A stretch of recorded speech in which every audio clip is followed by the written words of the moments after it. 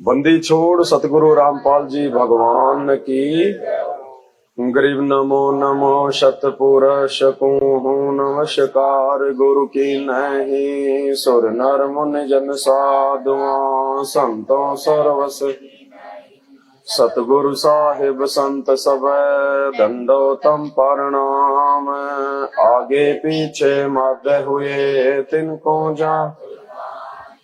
नराकार निर्विषम काल जाल भय भंजनम। निर्लेपम निज निर्गुणम अकल अनुपभय सोन धुनाम। सोहम उज्ज्वल हिरंबर हरदम। बेपरवा ऐथा है वार पार नहीं मध्य तम। गरीब जो सुमर सिद्ध होई गणनायक। पारस पद परवाना आदि गणेश मनाऊं। गणनायक देवन देवा चरण कमल लो ल्याऊं। आदि अंत करूं परम शक्ति संगीता। मृद सिद्धि दाता सोही अविगत गुण है अतीतम। सत्य पुरुष निर्मोही जगदम्बा। मंगल रूप मुरारी तन मन अर्पूं सीसाम। भक्ति मुक्ति भंडारी सुर नर मुनि जन ध्यावे। ब्रह्मा विष्णु महेशा शेष इंद्र कुबेर सरीखा। वरुण धर्म राय ध्यावे। सुमरथ जीवन जी का मन इच्छा फल पावे। 33 कोटि अधारा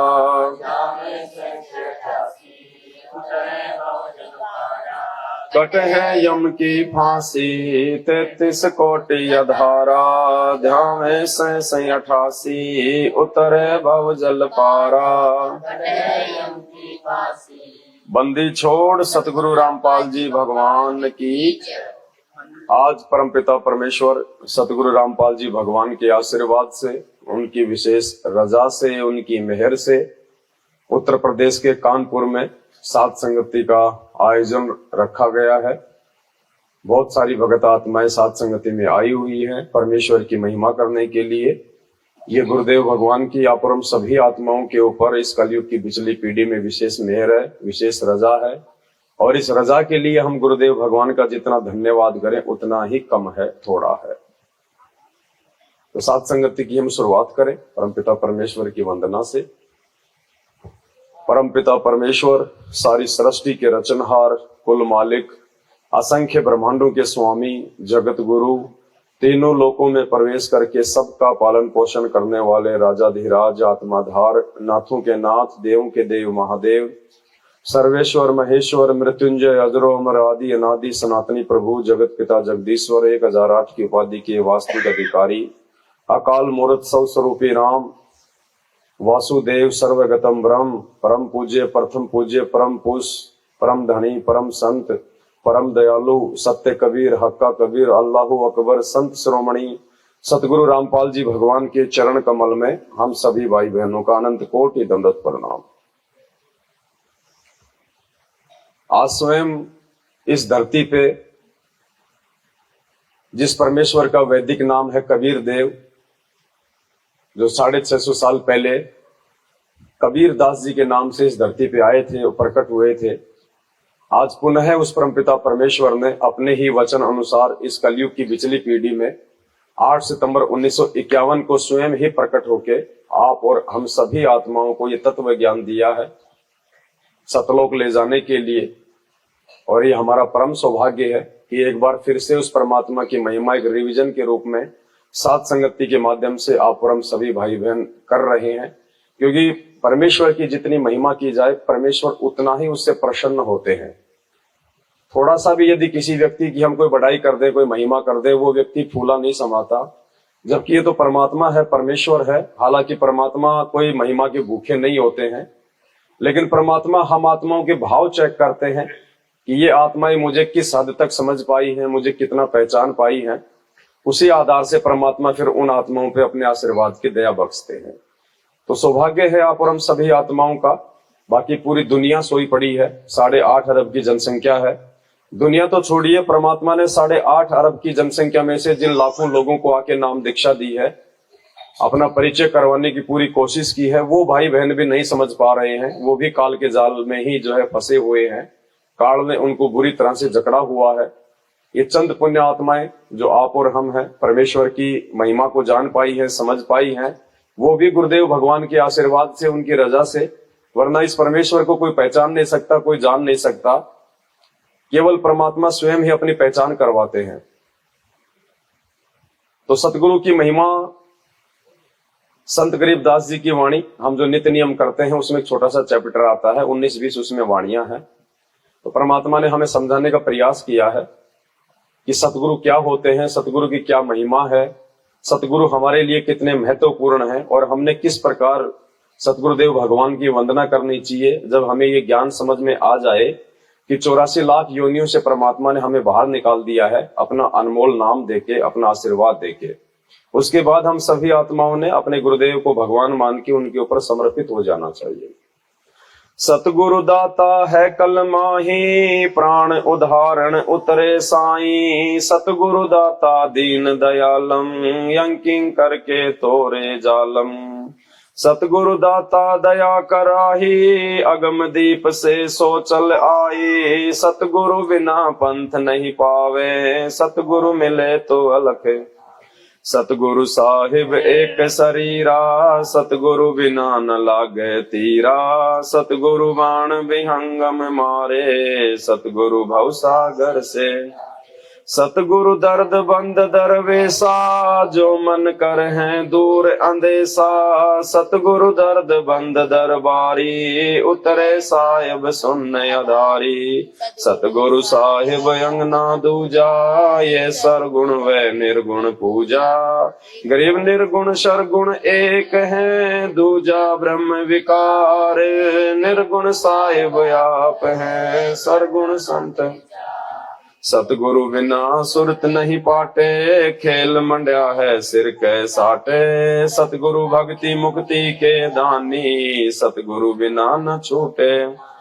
मार्ग बिना चलन है तेरा, सतगुरु मेटे तिमर अंधेरा।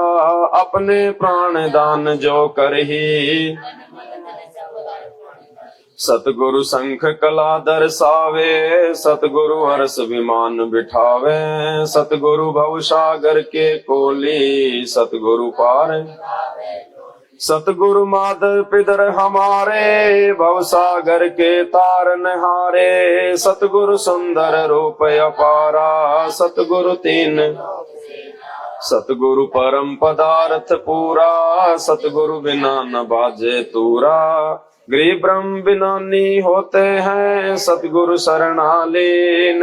सुबर सोई जानिए, सतगुरु जो चावे सो करही। 14 कोटि दूत यम डरही, ओत भूत जम त्रास निवारे। चित्रगुप्त के तो ये कुछ वाणियां परमपिता परमेश्वर जी ने सतगुरु महिमा के अंतर्गत आप और हमें आत्माओं के भावों को चेक करने के लिए, हमें जगाने के लिए लिखी हैं। अब हमने इनको समझना है। नित्य नियम जो परमात्मा ने हमें दिया है, ये आदरणीय गरीबदास जी महाराज जी की 24,000 वाणियों में से निकाल के छांट छांट के दिया है। तो ये कोई सामान्य वाणियां नहीं है, ये परमेश्वर की महिमा की विशेष वाणियां हैं। इन वाणियों को वैसे भी गाने से हम बहुत ज्यादा जो है हम पुण्य के भागी बनते हैं। और जब हम इनका मतलब समझेंगे और उसके बाद जब हम इन वाणियों को गाएंगे नित्य नियम के रूप में या वैसे भी, तो हमारे कुछ अलग ही भाव बनेंगे। सतगुरु दाता है कलमाही, और प्राण उदाहरण उतरे। सतगुरु दाता है कलमाही, यानी सतगुरु ही दाता है इस कलयुग में। इस कलयुग में और कोई दाता नहीं। दाता यानी भगवान परमात्मा। आज हमारे गुरुदेव भगवान के अतिरिक्त इस पूरे ब्रह्मांड में, इस पृथ्वी पे और दूजा कोई भी भगवान नहीं है। भगवान वैसे बहुत हैं, साहिब बहुत हैं, लेकिन उनकी शक्तियां अलग अलग हैं। लेकिन पूर्ण परमात्मा, पूर्ण साहिब, पूर्ण दाता केवल सतगुरु रामपाल जी के अलावा आज इस पूरी सृष्टि में और कोई भी नहीं है। और प्राण उदाहरण उतरे साईं, और ये साईं, ये परमात्मा हमारे गुरुदेव भगवान हम आत्माओं के आत्म कल्याण के लिए अपने सतलोक से और 8 सितंबर 1951 को गांव धनाना, जिला सोनीपत, हरियाणा में इस पावन धरती पे उतरे हैं आप और हमारे लिए। अब ये वाणियां गरीबदास जी महाराज जी ने लिखी हैं, बोली हैं। तो गरीबदास जी महाराज जी कोई सामान्य व्यक्ति नहीं थे, कोई आम जो है वो इंसान नहीं थे। जैसी लीला आज हमारे गुरुदेव भगवान सतगुरु रामपाल जी भगवान कर रहे हैं, वो लीला 350 साल पहले आदरणीय गरीबदास जी महाराज जी ने की। और क्यों की? क्योंकि आज हम अपने गुरुदेव को समझ जाएं, हम उनको पहचान जाएं कि भगवान ऐसी भी लीला करता है। जरूरी नहीं है कि भगवान कमल के फूल पे ही आएगा, आके वो कंवारी गाय का दूध ही पिएगा, या 5 साल की उम्र से ही वो अपने चमत्कार करने लग जाएगा तो ही वो भगवान कहलाएगा। गरीबदास जी महाराज जी भी पूर्ण परमात्मा थे, भगवान थे। आज हमें गुरुदेव भगवान ने उनकी लीलाओं से बताया है, साबित किया है। और शरीर छोड़ने के बाद में गरीबदास जी महाराज जी की जब चिता जलाई गई तो वहां पे कोई भी अस्थियां नहीं मिली थी, और उसी शरीर में वो परमात्मा फिर 35 साल तक सहारनपुर में भी रहे, वही परमात्मा। तो वही सेम टू सेम लीला आज सतगुरु रामपाल जी भगवान कर रहे हैं। आज ये परमात्मा कमल के फूल पे नहीं आएगा, कंवारी गाय से दूध नहीं पिएगा, क्योंकि समय अनुसार परमात्मा लीला करते हैं। 650 साल पहले परमात्मा ने केवल वेदों में लिखी हुई अपनी महिमा को सत्य साबित करने के लिए वो लीलाएं की थी। और हर युग में परमात्मा एक वैसी लीला जो है वो करता ही करता है। बाकी तो परमात्मा असंख्यों बार आते हैं, दिन में बहुत बार आते हैं, लेकिन हर बार परमात्मा कमल के फूल पे ही नहीं आते हैं। जब द्रौपदी के पास में परमात्मा अंधे महात्मा के रूप में आए थे तो वो कोई कमल के फूल पे जो है वो नहीं आए थे। नानक जी को जब परमात्मा बेई नदी पे मिले थे तो वो कोई कमल के फूल पे नहीं आए थे। धर्मदास जी को जब परमात्मा बांधवगढ़ में मिले थे, यहाँ पे मथुरा में मिले थे, तो परमात्मा कोई जो है वो कमल के फूल पे नहीं आए थे। तैमूर को जब परमात्मा मिले तो वो कोई कमल के फूल पे। इसी प्रकार आज इस कलयुग की पिछली पीढ़ी में परमात्मा हमें वो लीला करके अपनी पहचान नहीं करवाएगा, बल्कि परमात्मा ने हमें ये अनमोल ज्ञान दिया है। इस ज्ञान से परमात्मा अपनी पहचान करवाएगा। और जो आत्मा परमात्मा के सत्संगों में छुपे हुए संकेतों को जानकर पहचान कर उनकी पहचान कर लेगी, वही आत्मा इस कलयुग की पिछली पीढ़ी में मोक्ष प्राप्त करने की अधिकारी होगी। देखो, हमने दुनिया को देख के नहीं चलना है। परमात्मा ने हमें समझा दिया है, काल भगवान ने हमको बुरी तरह से यहाँ पे धर्मों में, जातियों में, संप्रदायों में, पंथों में, आजकल तो दुनिया भर की सेना बन गई। पहले तो एक ही सेना थी, भारतीय सेना। अब भीम सेना, राजपूत सेना, यादव सेना, जाट सेना, करणी सेना, दुनिया भर की सेनाएं बन गई। बारूद के ढेर तैयार हो गए, कब माचिस लग जाए पता है नहीं। तो काल ने हमारे को बुरी तरह से बांट दिया आपस में, ताकि हम उस भगवान को ना पहचान लें, हमारे कान में उस महान संत के वो सत्संग ना पड़ जाए जिससे हमारी आत्मा का उद्धार हो जाए। तो ये कितना बड़ा सौभाग्य है कि परमात्मा ने इस भयंकर काल के जाल से निकाल के और हम सभी आत्माओं को अपनी पहचान करवा दी। हम सब इन दुखों से दूर हो गए हैं और हमारी सुरती, हमारा ध्यान हमारे पूर्ण परमात्मा सतगुरु रामपाल जी भगवान के ही चरणों में लग गई है। हमें अब संसार की तरफ नहीं देखना, दुनिया की तरफ नहीं देखना, क्योंकि दुनिया को भक्ति और भगवान की डेफिनेशन का 0% भी नहीं पता है। उनको यही नहीं पता कि भगवान कौन है, क्या है, वो क्या करता है, वो कहाँ रहता है, वो कैसा है। भगवान भगवान सब करते हैं। कोई ये कह दे भगवान धरती पे आया हुआ है तो कहते हैं हाँ ऐसे थोड़ी आता भगवान, तो भगवान फिर ऊपर पैर करके आएगा। तो हमने उनकी बातों पे ध्यान नहीं देना, हमें समझ में आ गए तो हमने आगे बढ़ना है। तो ये पूर्ण परमात्मा सतगुरु रामपाल जी भगवान, ये सारी सृष्टि के रचनहार। आज लोगों को हमारी बातें मजाक लगेंगी जब वो सुनेंगे सोशल मीडिया पे कि ये कौन से देश के प्राणी हैं, कौन सी भांग पी रखी है इन्होंने, क्या बोल रहे हैं ये, एक इंसान को भगवान बता रहे हैं। तो जब रामचंद्र जी, श्री कृष्ण जी आए थे तो वो सींग लगा के आए थे क्या? 33 करोड़ देव देवताओं की पूंछ लगी हुई है क्या? जितने भी 24 अवतार हुए हैं वो कोई नया ढोंग करके आए थे क्या? लेकिन उनकी बुद्धि ऑफ है और हमारी बुद्धि परमात्मा ने ऑन कर रखी है। तो हमने आगे बढ़ना है, हमने पीछे नहीं मुड़ना। जगत वालों के तानों से, उनके व्यंग से, उनकी खरी खोटी बातों से हमने बिल्कुल भी पीछे नहीं हटना है, हमने आगे बढ़ना है। और कल को यही दुनिया जो आज हमारी बातों को मजाक में लेगी, कल को यही लोग हमारे वीडियो ढूंढ ढूंढ के सुना करेंगे, ढूंढ ढूंढ के। अगर उस समय हम उनकी बातों पे ध्यान अगर दे लेते तो आज हमें इतना पीछे ना रहना पड़ता। तो सतगुरु दाता है कलमाही, इस कलयुग में सतगुरु ही दाता है, सतगुरु ही भगवान है, उनके अलावा कोई भी परमेश्वर नहीं है। गुरु बहुत हैं, सतगुरु बहुत हैं, 1008 की उपाधि के अधिकारी बहुत हैं, मंडलेश्वर बहुत हैं, गांव गांव में यहाँ पे जो है सतगुरु बन के लोग जो है वो बैठे हुए हैं। और जब से सोशल मीडिया आई है, फेसबुक यूट्यूब आई है, लोग अपने घर पे 5000 की चेयर, 3000 की टेबल डाल के, एक 20,000 का कैमरा लेके सारा दिन दुनिया को उपदेश ही देते रहते हैं, जानते कुछ भी नहीं है, बिना पैंदे के लौटे, ना उनका कोई बातों का सिर पैर ना कुछ और। तो आप और हमारा सौभाग्य कि हमारे को ये सत्य वचन सुनने को मिल गए सतगुरु रामपाल जी भगवान के मुख कमल से। तो सतगुरु ही इस कलयुग में असली दाता है। किस चीज के दाता? नाम दान के दाता, नाम दीक्षा देने के दाता। ये नाम देने के अधिकारी, पार करने के अधिकारी केवल इस कलयुग में सतगुरु ही है। प्राण उदाहरण उतरे साई, ये हमारा सौभाग्य है। इस भारत देश की पावन भूमि पे वो परमात्मा आए हुए हैं, उन्होंने हमें अपनी शरण में ले लिया और हमारे को सतलोक ले जाने की दिशा में परमात्मा आगे बढ़ा रहे हैं। सतगुरु दाता दीन दयालम जम किंग करके तोरे जालम, ये इतने दयालु हैं दाता।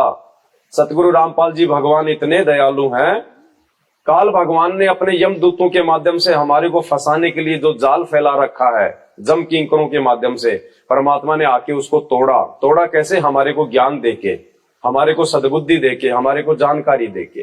कितने दयालु है ये परमात्मा। जो गलती हम सभी जीवों ने की थी, अपने बाप के साथ में धोखा, इस काल के साथ में अपना लगाव, सतलोक में, सचखंड में, वो ऐसी भयंकर गलती थी, उसकी कोई माफी हो ही नहीं सकती, बिल्कुल माफी नहीं हो सकती, इम्पॉसिबल है।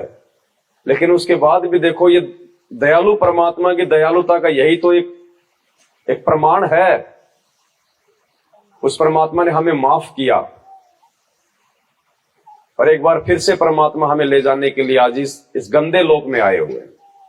सतलोक का राजा इस गंदे लोक में देखो कैसी लीला कर रहा है, कोई जान नहीं सकता, कोई पहचान नहीं सकता। एक व्यक्ति पहले गांव में घूमता रहता है, फिरता रहता है, कुछ नहीं, उसको कोई जानता नहीं, कोई पहचानता नहीं, उसकी कोई इज्जत नहीं, और 20 वोट प्राप्त करके वो विधायक बन जाता है, अगली बार एमएलए बन जाता है, फिर वो मुख्यमंत्री बन जाता है। फिर देखो उसके ठाठ बाट, उसकी शानो शौकत, उसके नखरे। गांव में आता है तो गंदगियों को ढक दिया जाता है, झुग्गी झोपड़ियों के ऊपर जो है वो पर्दे डाल दिए जाते हैं, वो कालीनें बिछा दी जाती हैं, सेंट के फवारे मारे जाते हैं कहीं को बदबू ना आ जाए। एक छोटे से व्यक्ति के लिए इतना सब कुछ, उसको प्रसन्न रखने के लिए। और ये दाता, ये शहंशाह, ये राजाओं का राजा, महाराज, राजा धीराज, सभी आत्माओं का आधार, सतलोक का राजा, सभी ब्रह्मांडों का स्वामी, और आप और हम आत्माओं के लिए इस गंदे लोक में आया हुआ है।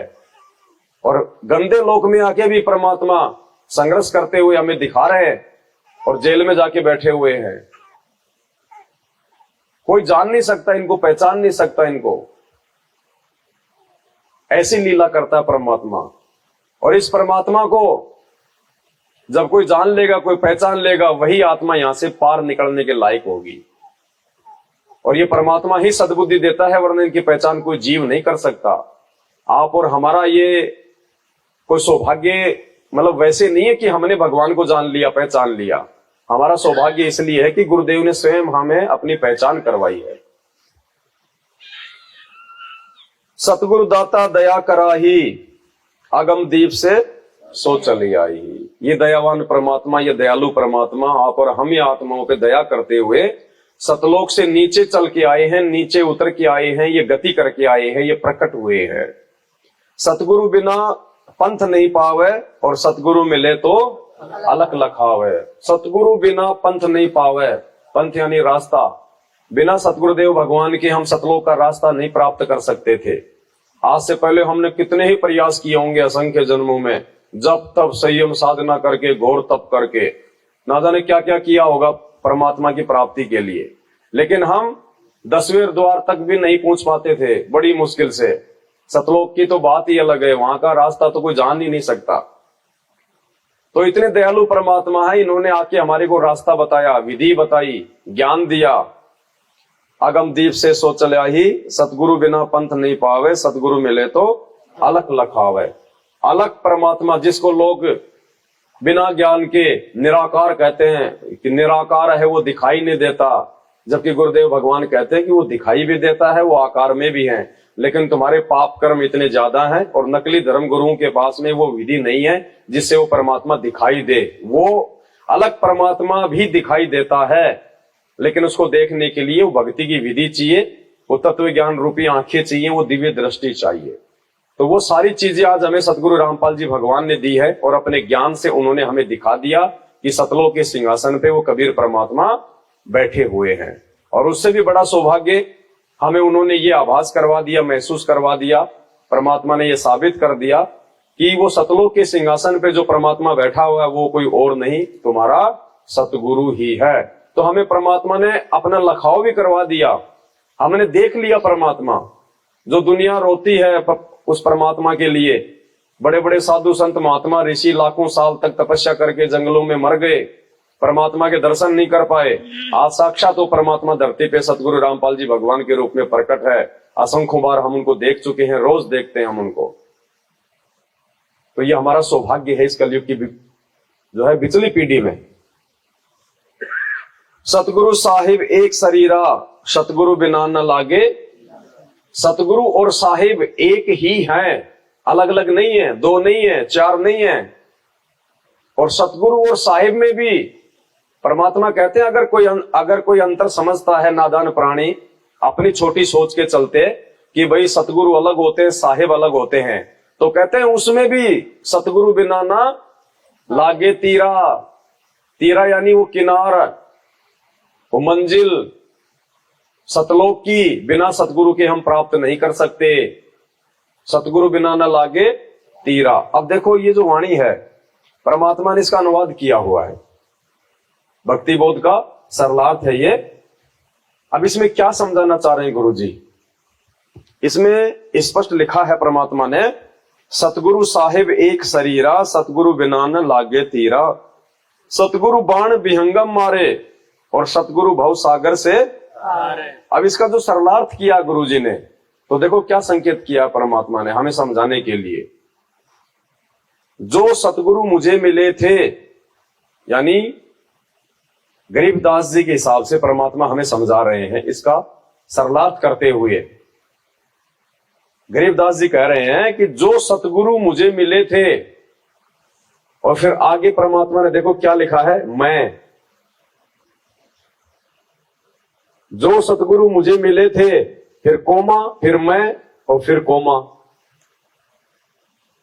यानी सतगुरु रामपाल जी भगवान हमारी आंखें खोल रहे हैं कि गरीबदास जी को 350 साल पहले जो दाढ़ी मूंछ वाले सतगुरु आके मिले थे वो और कोई नहीं, मैं हूं मैं।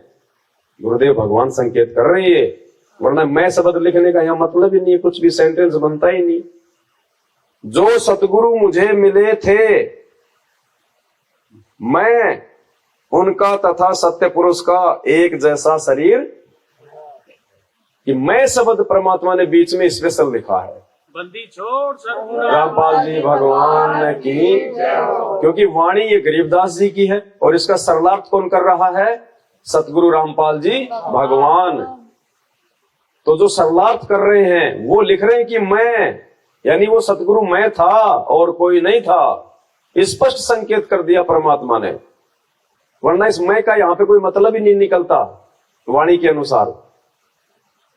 ये संकेत करते हैं गुरु जी आप और हमारे विश्वास को बढ़ाने के लिए, दृढ़ करने के लिए। जो सतगुरु मिले थे, मैं उनका तथा सत्य पुरुष का एक जैसा शरीर है। सतगुरु साहिब एक शरीरा, सतगुरु बिना ना।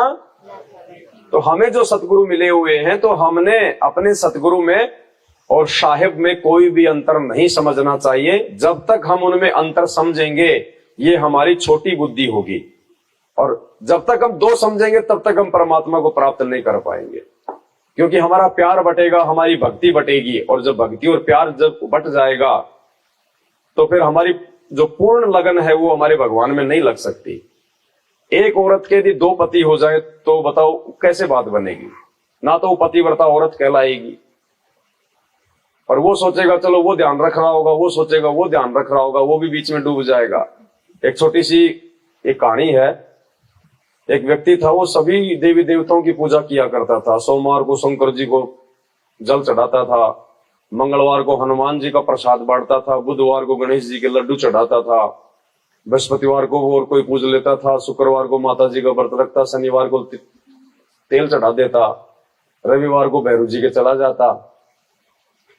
अब एक दिन वो किसी गांव में गया हुआ था, वापस आया तब बहुत तेज बरसात आ गई। पहले पुल वगैरह हुआ नहीं करते थे, नदी आ रही थी अच्छी खासी, पानी भरा हुआ था। अब उसको जाना जरूरी था, गांव अर्जेंट था। उसने सोचा कि देखता हूं ज्यादा गहरा तो होगा नहीं, निकल दूंगा, पार कर लूंगा। वो अपनी चप्पल लेके हाथ में और नदी में जाने लगा तो वो उसका पैर फिसल गया और वो गहरे पानी में चला गया। तैरना आता नहीं था, हाथ पैर मारने लगा यूं। अब उसने याद किया, हे शंकर भगवान, हे शंकर भगवान, हे भोलेनाथ, हे जटाधारी, बचाओ बचाओ। अब शंकर जी ने देखा रे कौन भगत मुसीबत में है। अब शंकर जी ने नीचे देखा, ओहो भगत बड़ा मुसीबत में, वाइट पानी में डूब रहा है, पुकार रहा। तो शंकर जी देखो, भगवान को भी थोड़ा बहुत तो टाइम लगे आने में, क्योंकि ये पूर्ण नहीं है ना, समर्थ है, उसको तो एक सेकंड लगती है। गोता मारू स्वर्ग में जा बैठूं पाताल, गरीब दास ढूंढता फिर वो अपने हीरे मोती। अब ये समर्थ नहीं है तो इनको थोड़ा समय लग जाता है तैयार होने में। तो जैसे ही अपनी तैयारी करने लगे, डमरू उमरू त्रिशूल उर्सूल हाथ में जमाने लगे, क्योंकि पूरे साजबाज के साथ में जाना पड़ता है ना। आजकल माता बहनें बाहर निकलती है तो कितने श्रृंगार करके निकलती है, तो भगवान है भाई, इनके श्रृंगार तो वही है। तो जैसे ही अपना वो सामान तैयार करने लगे, इतने में भगत ने अपनी जो है वो ट्यून चेंज कर दी। फिर मंगलवार वाले पे आ गया, हे हनुमान जी महाराज, हे गटाधारी, हे जटल, हे हनुमान जी महाराज, हे बाबा, हे बाबा। शंकर जी ने देखा, अरे फिर तो यार चलो अब तो हनुमान जी देख लेगा, मुझे क्या लेना देना। हनुमान जी देख लेगा। अब हनुमान जी ने देखा भाई कौन भगत मुसीबत में आ गया। अब देखा तो भाई भगत पानी में डूब रहा। तो हनुमान जी को भी थोड़ा सोटा वाटा उठाने में अब टाइम तो लगे है। अब जैसे वो भाई अपनी तैयारी पकड़ने लगे, इतने में उसने गणेश जी को पुकार दिया। कहने का मतलब यह अंत में वो डूब गया। अगर वो किसी एक पे रहता तो वो उसको आना पड़ता। तो हमारी आस्था, हमारी निष्ठा, हमारा लगन, हमारा समर्पण, हमारा भाव हमारे एक इष्ट में होना चाहिए। हमारा गुरु भी वही, हमारा इष्ट भी वही, तभी बात बनेगी हमारी। अपने ही गुरुदेव को इष्ट रूप में पूज के हमने भक्ति करनी है, क्योंकि गुरु ही इष्ट होता है इस भक्ति में, नकली भक्ति में नहीं होता, इस काल तक की भक्ति में नहीं होता। काल तक की भक्ति में जो है गुरु अलग होता है और उनका इष्ट अलग होता है, लेकिन पूर्ण परमेश्वर की भक्ति में गुरु भी वही होता है और इष्ट भी, क्योंकि ये समर्थ परमात्मा है। इस परमात्मा को अपने किसी नौकर को भेजने की जरूरत नहीं पड़ती, यहाँ पे अंश अवतार भेजने की आवश्यकता नहीं पड़ती है, क्योंकि असंख्य रूप बना सकता परमात्मा, अनंत कोटि कलाओं का स्वामी है ये। तो सतगुरु साहिब एक शरीरा, सतगुरु बिना न लागे, और सतगुरु बाण विहंगम मारे। कौन से बाण मारता है परमात्मा? ये तत्व ज्ञान के बाण। क्योंकि हमारे तो जो अस्त्र शस्त्र है ये तत्व ज्ञान है भाई। वो लड़ाई तो हमने लड़नी छोड़ दी जो लकड़ियों से लड़ी जाती है, जो पत्थरों से लड़ी जाती है, जो हथियारों से जो लड़ी जाती है। मालिक कहते हैं ना असुर निकंदन रमणी में, वज्रबाण की बोम बाड़ी और सतगुरु संत जीत हैं। तो हमारे जो वज्रबाण है वो है परमात्मा का ज्ञान। हमारा जो हथियार है ये परमात्मा का ज्ञान, ये तत्व ज्ञान। इसको आधार बना के हमने आगे बढ़ना है। तो सतगुरु बाण विहंगम मारे, यानी वो तत्व ज्ञान रूपी ज्ञान बाण परमात्मा अपने भगत को मारता है। और सतगुरु भव सागर से इस प्रकार ये परमात्मा अपना अनमोल ज्ञान देके, अपनी जानकारी देके भगत को सभी गुणों से, सभी नियमों में रख के फिर परमात्मा इस भवसागर से पार करके ले जाता है। सतगुरु बिना न पावे पैंडा, हूठ हाथ गढ़ लीजे। सतगुरु बिना न पावे पैंडा, पैंडा मानी रास्ता। बिना सतगुरु की हम सतलोक का रास्ता प्राप्त नहीं कर सकते, चाहे कोई कितनी ही कोशिश। और वो भी जब तक उनके नियम में रहेंगे, मर्यादा में रहेंगे। मर्यादा तोड़ के भी भले तुम उनके पीछे चाहे तुम लगे रहो पूरी जिंदगी, तो भी हम सतलोक का रास्ता प्राप्त नहीं कर पाएंगे। हूठ हाथ गढ़ लीजे, यानी परमात्मा ने प्रत्येक मानव शरीर की जो लंबाई है वो परमात्मा ने 3.5 हाथ बताई है। होंठ यानी 3.5 हाथ। तो कहते हैं ये जो 3.5 हाथ का जो शरीर है, इससे परमात्मा की जो है भक्ति करके हम यहां से पार हो सकते हैं, दूसरा कोई भी तरीका नहीं है। यानी इस मानव शरीर की यदि कोई उपयोगिता है तो केवल यही है कि हम सतगुरुदेव भगवान से नाम दीक्षा लेके उनको भगवान मान के आजीवन उनकी मर्यादा में रह के हम यहां से पार हो जाएं। सतगुरु भक्ति मुक्ति के दानी, सतगुरु बिना न छूटे, यानी बिना सतगुरु के कुछ नहीं हो सकता। भक्ति भी सतगुरु देगा और फिर उस भक्ति को मर्यादा में रह के हम करेंगे तो मुक्ति भी हमारी उसी से होगी। यानी भक्ति और मुक्ति दोनों के दाता कौन है? सतगुरु। और सतगुरु बिना न छूटे खानी, 4 खानी। हम जो 4 खानियों में जो भटकते आए हैं आज से पहले और आगे भी अगर मर्यादा में नहीं रहेंगे तो 4 खानियों में ही भटकते, तो 4 खानियों से भी परमात्मा ही हमें बाहर निकालेगा। मालिक कहते हैं 4 खानी में भरम था और कभू न लगता पार, 100 फेरा सब मिट गया मेरे सतगुरु के। तो ये इतने महान, इतने दीन दयाल हैं, इनकी जितनी महिमा की जाए उतनी थोड़ी है, शब्द नहीं है। लेकिन जितनी हम कर पाए उतनी हम करें ताकि परमात्मा हमसे प्रसन्न हो, हमसे राजी हो कि देखो ये आत्माएं मुझे जान रही है, मुझे पहचान रही हैं, कि मुझे और परमात्मा को दो नहीं समझ रही, एक ही समझ रही है। मार्ग बिना चलन है तेरा, सतगुरु मेटे तिमर अंधेरा। मार्ग बिना चलन है तेरा। जब परमात्मा आत्मा को यहां से लेके जाएंगे, कौन सी आत्मा को? जो पूर्ण मर्यादा में रहेगी अंतिम श्वास तक और गुरु को भगवान मानेगी। परमात्मा कहते हैं उस आत्मा को मैं ये काल के झंझट के अंदर से नहीं लेके जाऊंगा, कमलों के अंदर से नहीं लेके जाऊंगा, उसको मैं त्रिकुटी पे नहीं लेके जाऊंगा, उसका हिसाब करवाने के लिए मैं धर्मराज के दरबार में नहीं लेके जाऊंगा। जैसे आजकल हर शहर के बाहर एक रिंग रोड बन गई, बाईपास। अगर हम शहर के अंदर से जाएंगे तो हमें बहुत टाइम लग जाएगा, जगह जगह रेड लाइट, ट्रैफिक, भीड़ भाड़, सावधानी से जो है वो चलना पड़ेगा, कोई मर गया तो मुकदमा हो जाएगा। और एक होता है रिंग रोड, बाईपास, शहर के बाहर बाहर तुरंत निकल जाओ, कोई भीड़ भाड़ नहीं। तो जो आत्मा गुरु को भगवान मानेगी, आजीवन मर्यादा में रहेगी, कहते हैं परमात्मा उस आत्मा को बाईपास लेके जाएगा। इस यमराज धर्मराज काल को भी नहीं पता चलेगा किधर से ले गया परमात्मा उस आत्मा को। मार्ग बिना चलन है विहंगम मार्ग से लेके जाएगा परमात्मा। एक तो परमात्मा ने पपील मार्ग बताया, एक परमात्मा ने मकर तार वाला जो है वो मार्ग बताया। पपील मार्ग यानी चींटी का मार्ग। चींटी जाती है तो कितनी धीरे धीरे धीरे धीरे चलती है, एक तो वो होता है मार्ग। दूसरा होता है मकर तार वाला, जैसे मकड़ी है, वो एक तार के सारे ऊपर चले जाएगी, फिर नीचे, फिर ऊपर, फिर जो है वो नीचे। और एक होता है मतलब विहंगम मार्ग, यानी पक्षी का मार्ग। पक्षी एक पेड़ से उड़ के दूसरे पेड़ पे चला जाएगा, जाते हुए का रास्ता भी नहीं बनता है और उसकी गति भी तेज होती है। तो इसके सरलार्थ में परमात्मा ने क्या लिखा है? मार्ग बिना चलन है तेरा, सतगुरु मेटे तिमर। सरलार्थ, जैसे पक्षी एक स्थान से दूसरे स्थान पर उड़कर जाता है, ऐसे सतगुरु का भगत विहंगम मार्ग से जाता है, उसका कोई निर्धारित मार्ग नहीं होता। जबकि गुरुजी ने क्या बताया कि तुम्हारे को सबसे पहले मूल कमल में जाना पड़ेगा, फिर दूसरे कमल में, फिर तीसरे कमल में, फिर त्रिकुटी पे, फिर धर्मराज के दरबार में, फिर जो है भंवर गुफा में, फिर 11वां द्वार, फिर 12वां द्वार। ये परमात्मा ने एक मार्ग बता दिया। लेकिन वो आत्मा जो आजीवन अपने गुरु को भगवान मानते हुए उनकी प्रत्येक मर्यादा में रहेगी, जो दृढ़ रहेगी, तन मन धन से अपने गुरुदेव भगवान पे आश्रित रहेगी, गुरुदेव कह रहे उस आत्मा का कोई भी निर्धारित मार्ग। तो पुण्यात्मा, हमने तो उस अनिर्धारित मार्ग से जाना है अपने गुरुदेव भगवान के साथ में। काल को तो पता भी नहीं चलेगा कि निर्धारित मार्ग से परमात्मा उन्हीं आत्माओं को ले जाएगा जो आत्माएं मर्यादा में नहीं रहेंगी, क्योंकि परमात्मा ने उनको फैल करना है। त्रिकुटी पे परमात्मा ने उनको फैल करना है, क्योंकि वो आत्मा यहाँ पे मर्यादा में नहीं है। तो परमात्मा ने उनको एक बहाने से उनको फैल करना है, उनको यही रखना है।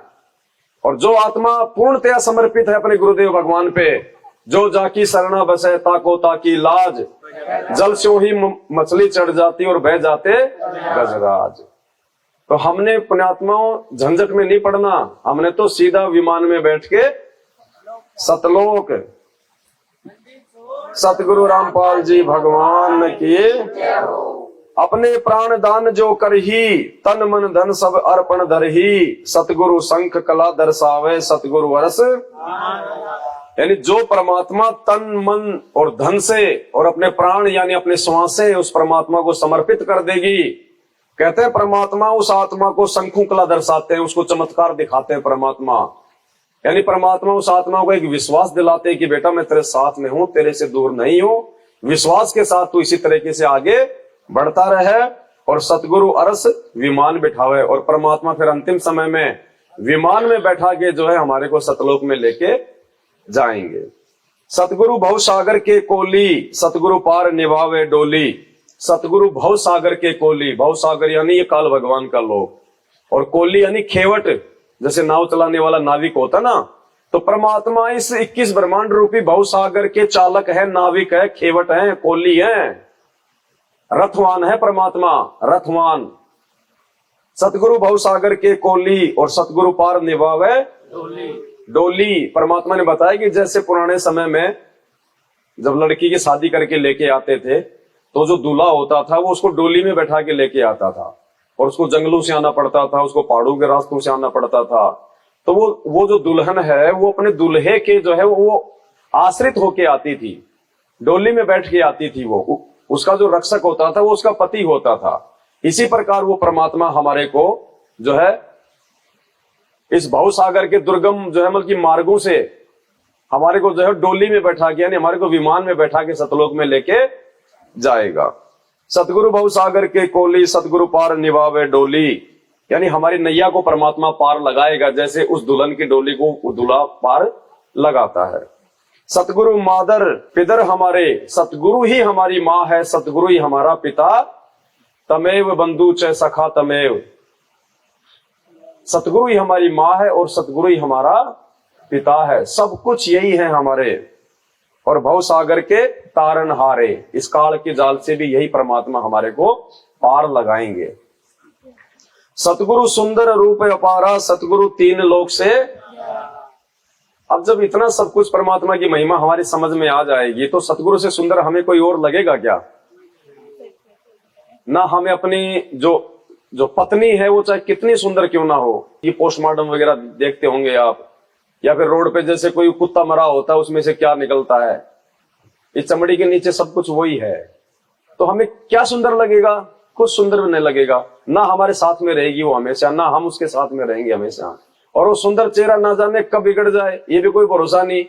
कल को उसको पी लिया होगा, 6 महीने में सूख जाएगी, हड्डियां देखने को जो है वो जी नहीं करेगा, लकवा मार जाए, मुंह बाका हो जाए, मक्खी आ रही है जा रही है, लार पड़ रही है। वो सुंदर औरत जिसके चर्चे किया करता था, अब लोगों को अपने वो घर पे लाने भी जो है वो कतराएगा कि लोग जो है वो क्या कहेंगे कि भाभी जी का क्या हो गया, पहले तो बड़ी सुंदर थी अब क्या हो गया। तो यहाँ कुछ भी सुंदर नहीं है, असार है, सार नहीं है यहाँ पे। सतगुरु सुंदर रूप अपारा, सतगुरु से बढ़ के कोई भी हमारे को सुंदर नजर नहीं आना चाहिए, क्योंकि हमारे परमेश्वर हैं, हमारे भगवान हैं, हमारे पिता हैं। तेज पुंज का इनका जो है वो शरीर है, नूरी इनके सारे अंग हैं। ये शाश्वत परमात्मा है, अविनाशी परमात्मा है, कभी ये छिन्न भिन्न नहीं होता, कभी ये मरता नहीं है। गोरखनाथ जी ने जब परमात्मा से पूछा था कि भाई तेरी उम्र क्या है, इतनी बड़ी बड़ी बातें करता है, तो परमात्मा ने कहा था कि ना मैं बालक, ना मैं बूढ़ा, ना मैं भाट भिखारी, और कहे कबीर सुनो रे गोरख ये है उम्र हमारी। भाई ना मैं बूढ़ा होता, ना मैं बालक हूं, सदा मैं युवा रहता हूं, इसीलिए मेरे को युवा कबीर कहा जाता है, युवा कबीर। सतगुरु सुंदर रूप अपारा, सतगुरु तीन लोक से, यानी तीनों लोकों में 21 ब्रह्मांड में हमारे को दूसरा कोई सुंदर, कोई अच्छा, कोई प्यारा नजर ही नहीं। एक समय ऐसा आएगा, भक्ति के प्रभाव से आएगा, ऐसे नहीं आएगा। परमात्मा ने जो वचन बोल दिया वो सत्य है, झूठ नहीं हो सकता है। अगर हम उनकी भक्ति मार्ग पे उनके द्वारा दी गई आध्यात्मिक गोली दवाई टाइम पे लेते रहेंगे, तो मर्यादा में रह के लेते रहेंगे, तो एक दिन ऑटोमेटिक हमारे अंदर, हमारी सोच में, हमारे शरीर में जो है वो परिवर्तन आ जाएगा। सतगुरु दर्द बंद दरवेशा, जो मन कर हैं दूर अंधे। सतगुरु दर्द बंद दरवेशा, यानी यही एकमात्र गुरु है, सतगुरु है, जो अपने भगत के दर्द में दुखी होता है, बाकी कोई दुखी नहीं होता।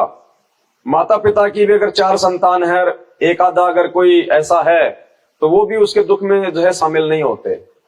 आजकल के माता पिता भी बड़े स्वार्थी हैं, जो बेटा नौकरी लग जाता है उधर ही भगती है ज्यादा।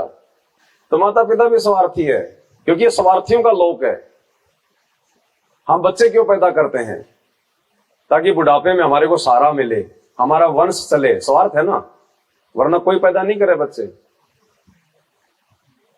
केवल ये परमात्मा है एकमात्र इस सृष्टि में जो निस्वार्थ भाव से हमारे परमार्थ के लिए यहाँ पे आते हैं। यानी हम आत्माओं के आत्म कल्याण के सिवा इस परमात्मा का दूसरा कोई भी स्वार्थ नहीं होता है। परमात्मा यहाँ पे कोई बिजनेस करने थोड़ी आता है, संपत्ति जोड़ने थोड़ी आता है। सतलोक का राजा इस गंदे लोग से क्या लेके जाएगा, जो खुद उसने किस ब्रह्मांड भीख में दे रखे हैं? क्या लेके जाएगा परमात्मा यहाँ से? परमात्मा यहाँ पे भक्ति की खेती करवाने आता है, आप और हमारे से। इससे बढ़ के उनका दूसरा कोई भी स्वार्थ है? अब अपने गुरुदेव भगवान को देख लो, लीला करते परमात्मा।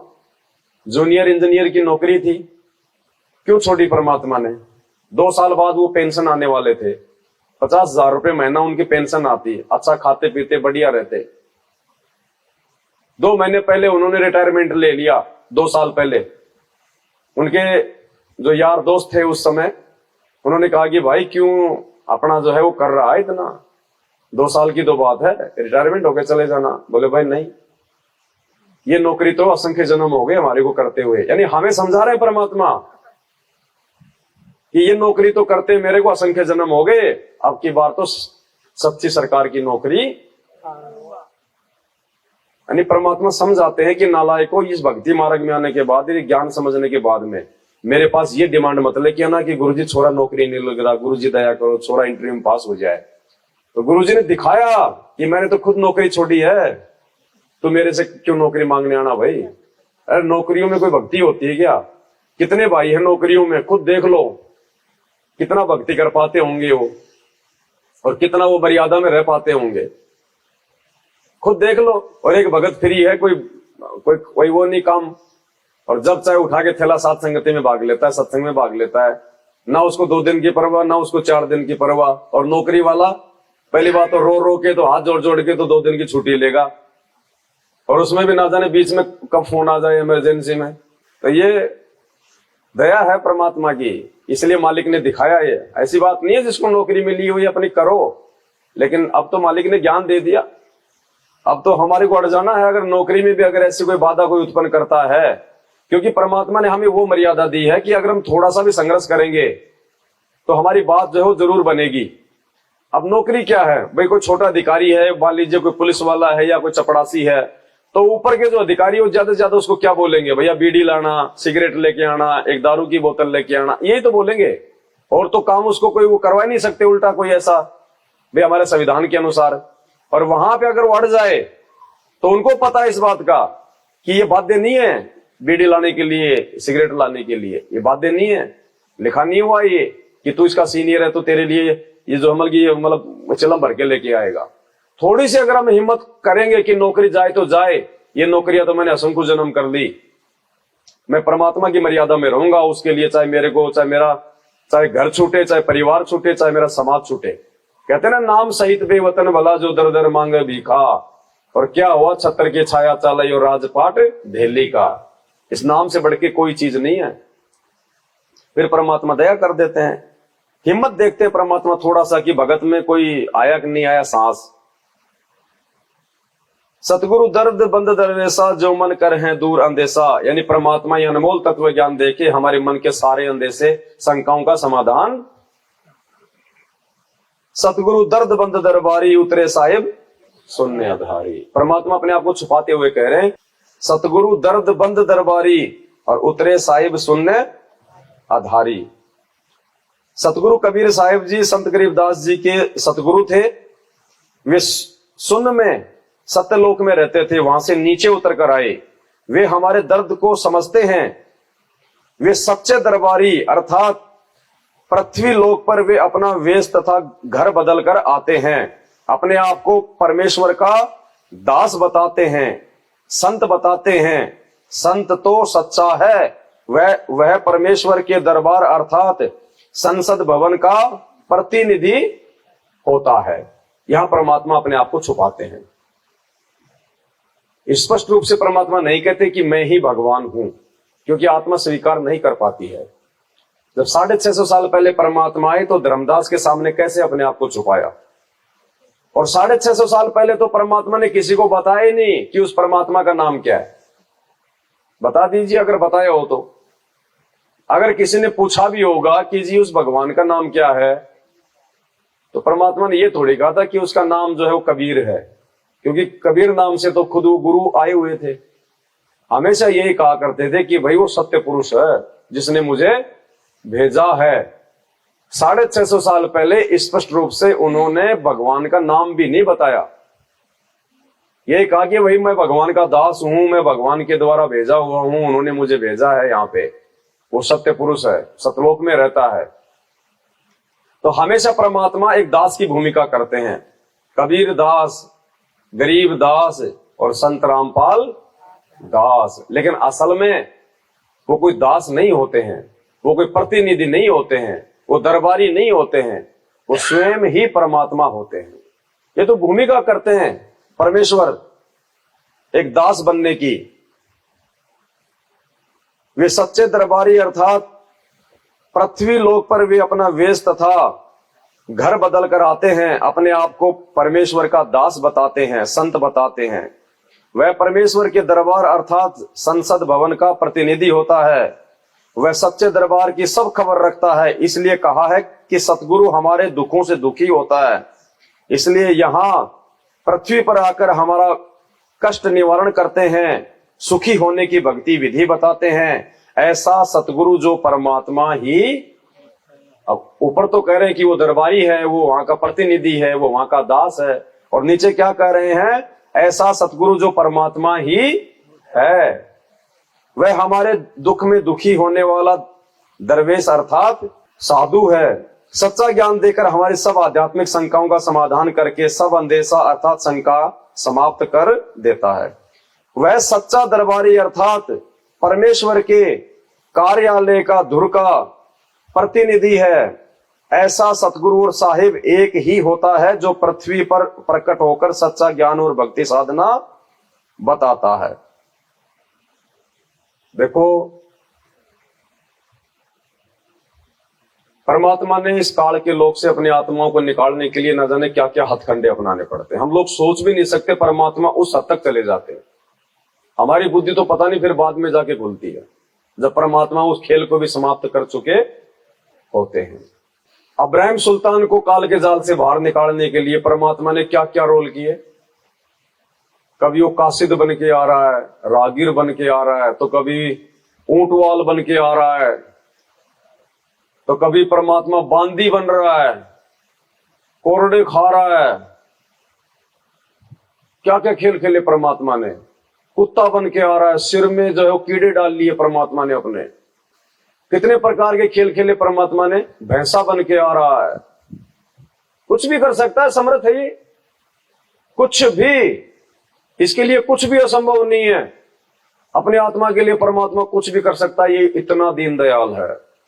अब्राहिम सुल्तान के लिए जो परमात्मा ने किया, अब उससे हमारे को समझ में आना चाहिए कि आज सतगुरु रामपाल जी भगवान जो अपने आप को छुपाते हुए बीच बीच में कहते हैं कि मैं तो दास हूं परमात्मा का, वो परमात्मा नहीं आए तो मेरे को भेज दिया अपनी शक्ति देके। तो हर बार परमात्मा ने अपने आप को छुपाया है। तो आज कैसे कहेंगे स्पष्ट रूप से? अब 650 साल पहले उन्होंने अपने आप को छुपाया भी, और फिर गरीबदास जी के माध्यम से परमात्मा ने वो सच्चाई भी बता दी। गरीब हम ही अलग अल्लाह है और कुतुब गोस और गरीबदास खालिक धनी हमारा नाम। और रामानंद जी को क्या बोले? फिर 250-300 साल बाद फिर गरीबदास जी ने वो भेद खोला, ए स्वामी सृष्टा में और सृष्टि हमारे, दास गरीब अधीर बसु में अवगत सत्य। रामानंद जी की भी बात को फिर 300 साल बाद में गरीबदास जी ने बताया। जब ऊपर लेके गए थे परमात्मा रामानंद जी को, तो नीचे आके उन्होंने क्या कहा था, दहु ठोर है एक तू और भया एक से दो, और गरीबदास हम कारण तुम आए हो मगजोए। तो इन सभी एग्जाम्पलों से आज हमें यह समझ में आ जाना चाहिए कि गुरुजी पहले की भांति लीला करते हुए आज भी अपने आप को छुपा रहे हैं, दास बता रहे हैं, संत बता रहे हैं, उस कबीर परमात्मा का भेजा हुआ बता रहे हैं। ये सात संगतियां अब इसीलिए रखवाई है परमात्मा ने कि हमारे को 300 साल आगे का वेट ना करना पड़े, अगले जन्म का वेट ना करना पड़े। इसी समय हम समझ लें, उन सभी एग्जाम्पलों को ध्यान में रख के, और अब की बारी हम यहां से निकल लें। तो जो खेल परमात्मा ने खेले अपने आप को छुपाते हुए, उसका परमात्मा ने एक जो है वो शब्द बनाया है। जब सुन्या ज्ञान गलताना, भाई शब्द बखाना। जब सुन्या ज्ञान गलताना, भाई शब्द। अमर लोक से सतगुरु आए, अमर लोक से रूप धर्या कारवाना, भाई शब्द समाना। जब सुन्या ज्ञान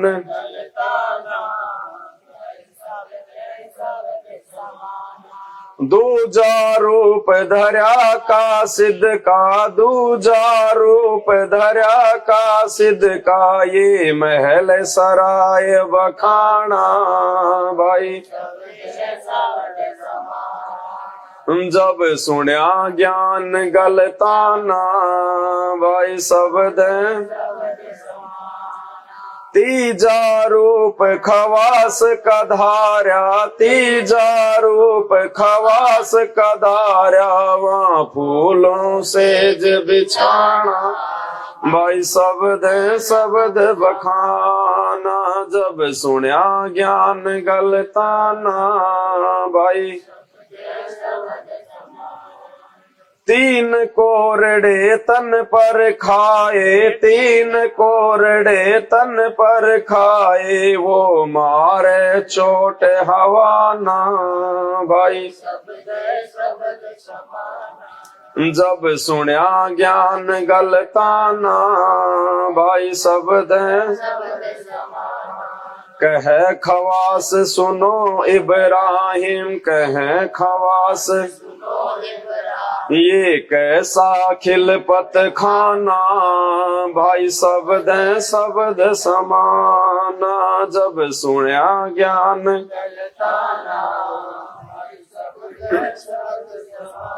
एक घड़ी से जा पे सोई, एक घड़ी से जा पे सोई। मेरे तन का चाम उड़ाना, भाई। जब सुन्या ज्ञान गलताना, भाई शब्द। गैब खवास भये पी पारी, गैब खवास भये वो कापण लगे पराणा, भाई शब्द समाना। जब सुन्या ज्ञान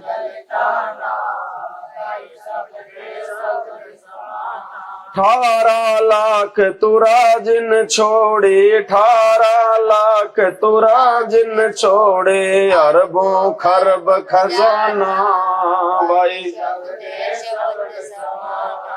जब सुन्या ज्ञान गलताना, भाई शब्द। दास गरीब कबीर पुरुष को, दास गरीब कबीर पुरुष को। वो अमर किए सुल्ताना, भाई शब्द समाना। जब सुन्या ज्ञान गलताना, भाई शब्द। तो ऐसे खेल परमात्मा आप और हम आत्माओं के लिए खेलता है। तो भाई हमने भी देखो, अब इस कलयुग की पिछली पीढ़ी में अब कोई भी कसर, कोई भी कमी नहीं छोड़नी है। हमने तन मन धन से परमात्मा के साथ में चलने की पूरी कोशिश जो है कर देनी है। अब सतगुरु बिना सुरत नहीं पाटे, खेल मंडया है। सतगुरु के बिना सुरती यानी हमारा ध्यान लग ही नहीं सकता, हम समझ ही नहीं सकते, हम जान ही नहीं सकते अध्यात्म को, भक्ति मार्ग को, भगवान को। तो सतगुरु बिना सुरती नहीं पाटे यानी हमारी जो बुद्धि है वो नहीं खुल सकती, हमारी आत्मा ऊपर को चलने को तैयार नहीं हो सकती। सतगुरु बिना सुरत नहीं पाटे, खेल मंडया है सिर के। अब हमने सिरसाटे का जोर लगा देना है, सिरसाटे की भक्ति है और कछु नहीं, और सिर के साटे पाइए अवगत अलग। अब ये भक्ति रूपी खेल परमात्मा ने हमें दे दिया, हमारे को सेलेक्ट कर लिया एज ए खिलाड़ी, एज ए भगत। अब हमने इस खेल को सिरसाटे की यानी जोर लगा के पार करना है। अब की बार नहीं रह जाना यहाँ पे, क्योंकि गोल्डन चांस है।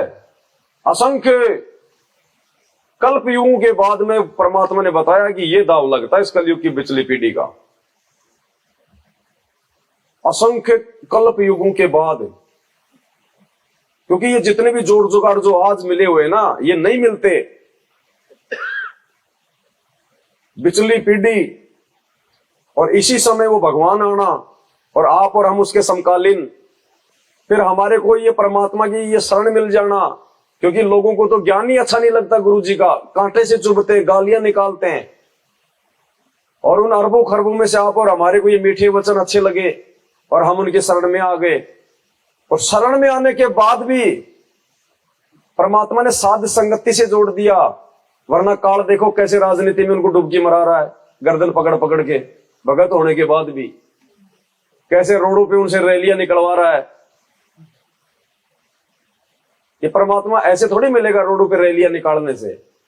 ये तो जगत वालों के काम होते हैं, जिनके पास में ज्ञान नहीं होता, जिनके कोई मर्यादा नहीं, कोई नियम नहीं, वो खाते धक्के, मिट्टी वो फागते रोडों पे। परमात्मा मिल गया, नाम मिल गया, ज्ञान मिल गया, धंधा करो, अपनी भक्ति करो, बैठ के ड्रामे करने की जरूरत क्या है। लेकिन उनको दुनिया जोड़नी है, उनको अपना धंधा करना है, भक्ति नहीं करनी। फिर सात संगति से जोड़ दिया भगवान ने हमारे को, और सात संगति से जुड़ने के बाद में मर्यादा में रह के कैसे हम आगे झटके इधर भी आएंगे, आते रहेंगे, आए भी हैं। क्योंकि जो सत का मार्ग होता है ना, काल उसी के पीछे लगता है ज्यादा। और सात संगतियों का ये इतिहास रहा है, हर 2 साल में एक झटका तो काल मारता ही मारता है। और उस झटके में परमात्मा जो कमजोर आत्माएं होती है उनके छटनी कर देता है कि भैया सात संगत जो है परमात्मा प्राप्ति का मार्ग है, गंदगी का इसमें कोई काम नहीं है। गाड़ी के कार्बोरेटर में कचरा आ जाता तो फिर क्या करते हैं अपन, रेस मारते हैं ना खींच खींच के, ताकि वो प्रेशर से वो कचरा। तो परमात्मा जो है, इस हमारे गुरुदेव भगवान ने काल को इस समय वो खुला छोड़ रखा है। हमें पूरा ज्ञान दे दिया, रास्ता बता दिया, भक्ति मर्यादा बता दी, सावधानी बता दी, और काल को परमात्मा ने खुला छोड़ दिया कि चोट मार ढंग से, गरीब कच्चा हीरा किरच हो नहीं सहे घनमार, और ऐसा ये मन हो रहा लेखा ले। और परमात्मा कहते हैं जलाऊं भी, तपाऊं भी, और चिमटे से खाल उतारूं, फिर भी जो ले नाम हमारा उसको पार। तो चिमटे से खाल आप और हमारी उतारी जा रही है, मैनेजमेंट वालों की नहीं उतारी जा रही। धक्के आप और हमें लगाए जा रहे हैं, द्वार धनी के पड़ा रहे और धक्के धनी के, 100 काल जग जोर ही पर द्वार छोड़ना। तो काल कहाँ पे आके हमारे को जो है वो कर रहा है, काल मैनेजमेंट के माध्यम से हमारे को दुखी कर रहा है। और परमात्मा हमारी परीक्षा ले रहा है कि देखता हूं जरा इन बातों से दुखी होके ये मेरे से दूर होता है या इसके मन में कोई दोष आता है कि छोड़ो रे यार भक्ति, जब गुरु जी का परिवार ही भक्ति नहीं करने दे रहा तो क्या रखा, फिर छोड़ो। 8 साल हो गई गुरु जी को, अभी तक तो जेल से आए नहीं, छोड़ो क्या रखा भक्ति में। ये चोट परमात्मा मारेगा, ये धक्के परमात्मा मारेगा। अरे माँ का भाई जब उसको लेने आ जाता है तो बड़ा बच्चा तो समझदार होता है, वो तो ज्यादा जो है उसके साथ में जाने की जिद नहीं करता। लेकिन जो 2-3 साल का बच्चा होता है ना, उसको पता चल जाता है कि ये क्यों आया है। और ये सुबह माँ को लेके और रात को सोता भी नहीं है, सुबह 4 बजे उठेगा, जबकि और दिनों 7 बजे पहले खड़ा नहीं होता, 4 बजे खड़ा हो जाएगा कि हाँ कब निकलेंगे। और माँ भी समझ जाती है कि आज तो जल्दी खड़ा हो गया, नाटक करेगा। फिर जैसे उनके जाने का समय होता तो पहले तो उस बच्चे को मतलब चमका देने का प्रयास करेंगे, अरे तू उसको थोड़ा उधर ले जा, तो इसको दुकान पे ले जा, इसको मिठाई दिला के ले आ। लेकिन वो नहीं जाता उस दिन।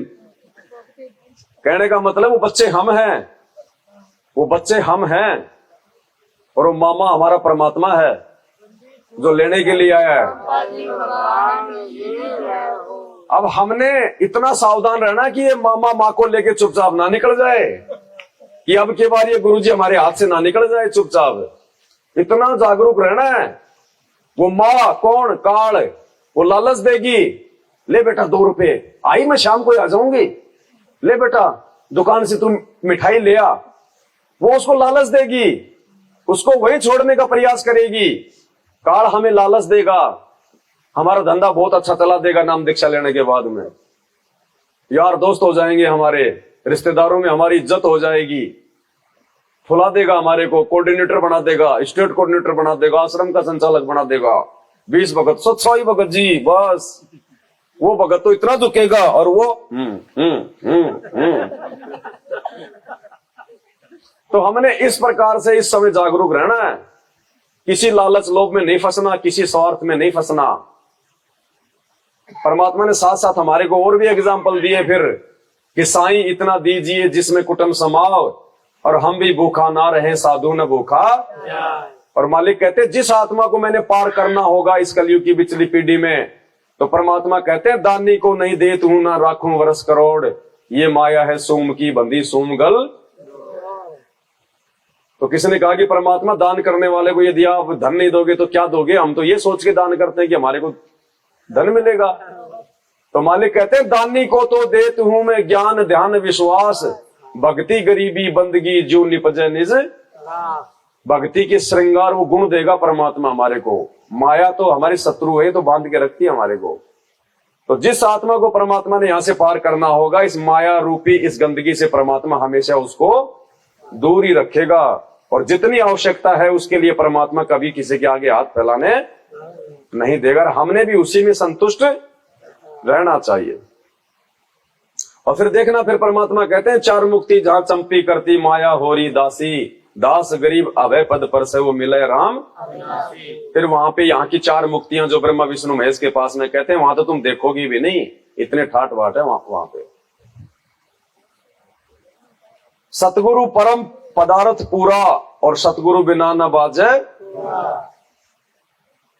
सतगुरु परम पदार्थ पूरा, यानी सतगुरु से बढ़ के सुखदाई और कोई भी, और सतगुरु बिना न बाजे, यानी जो भक्ति का जो बिगुल है वो सतगुरु के बिना नहीं बच सकता, यानी हमारी आंखें नहीं खुल सकती बिना सतगुरुदेव भगवान के। सतगुरु आवा दान कर देवे, और सतगुरु राम रसायन। सतगुरु ही एक वो परम शक्ति है जो हमारे आने जाने जन्म मरण के चक्र को मिटा सकती है। सतगुरु आवा दान कर देवे, और सतगुरु राम रसायन। अब राम रसायन क्या बताया परमात्मा ने? एक रसायन बताया परमात्मा ने कि एक रसायन होता है, एक मिश्रण होता है, उसमें अगर लोहे के टुकड़े डाल दिए जाए तो वो उसको सोना बना देता है। इसी प्रकार सतगुरु राम रसायन, ये जो नाम है परमात्मा का जो गुरुदेव भगवान ने हमें दिया, ये रसायन है, ये राम रसायन है। ये राम रसायन देके परमात्मा हम कौओं को हंस बना देता है। सतगुरु आवा दान कर देवे, सतगुरु राम रसायन।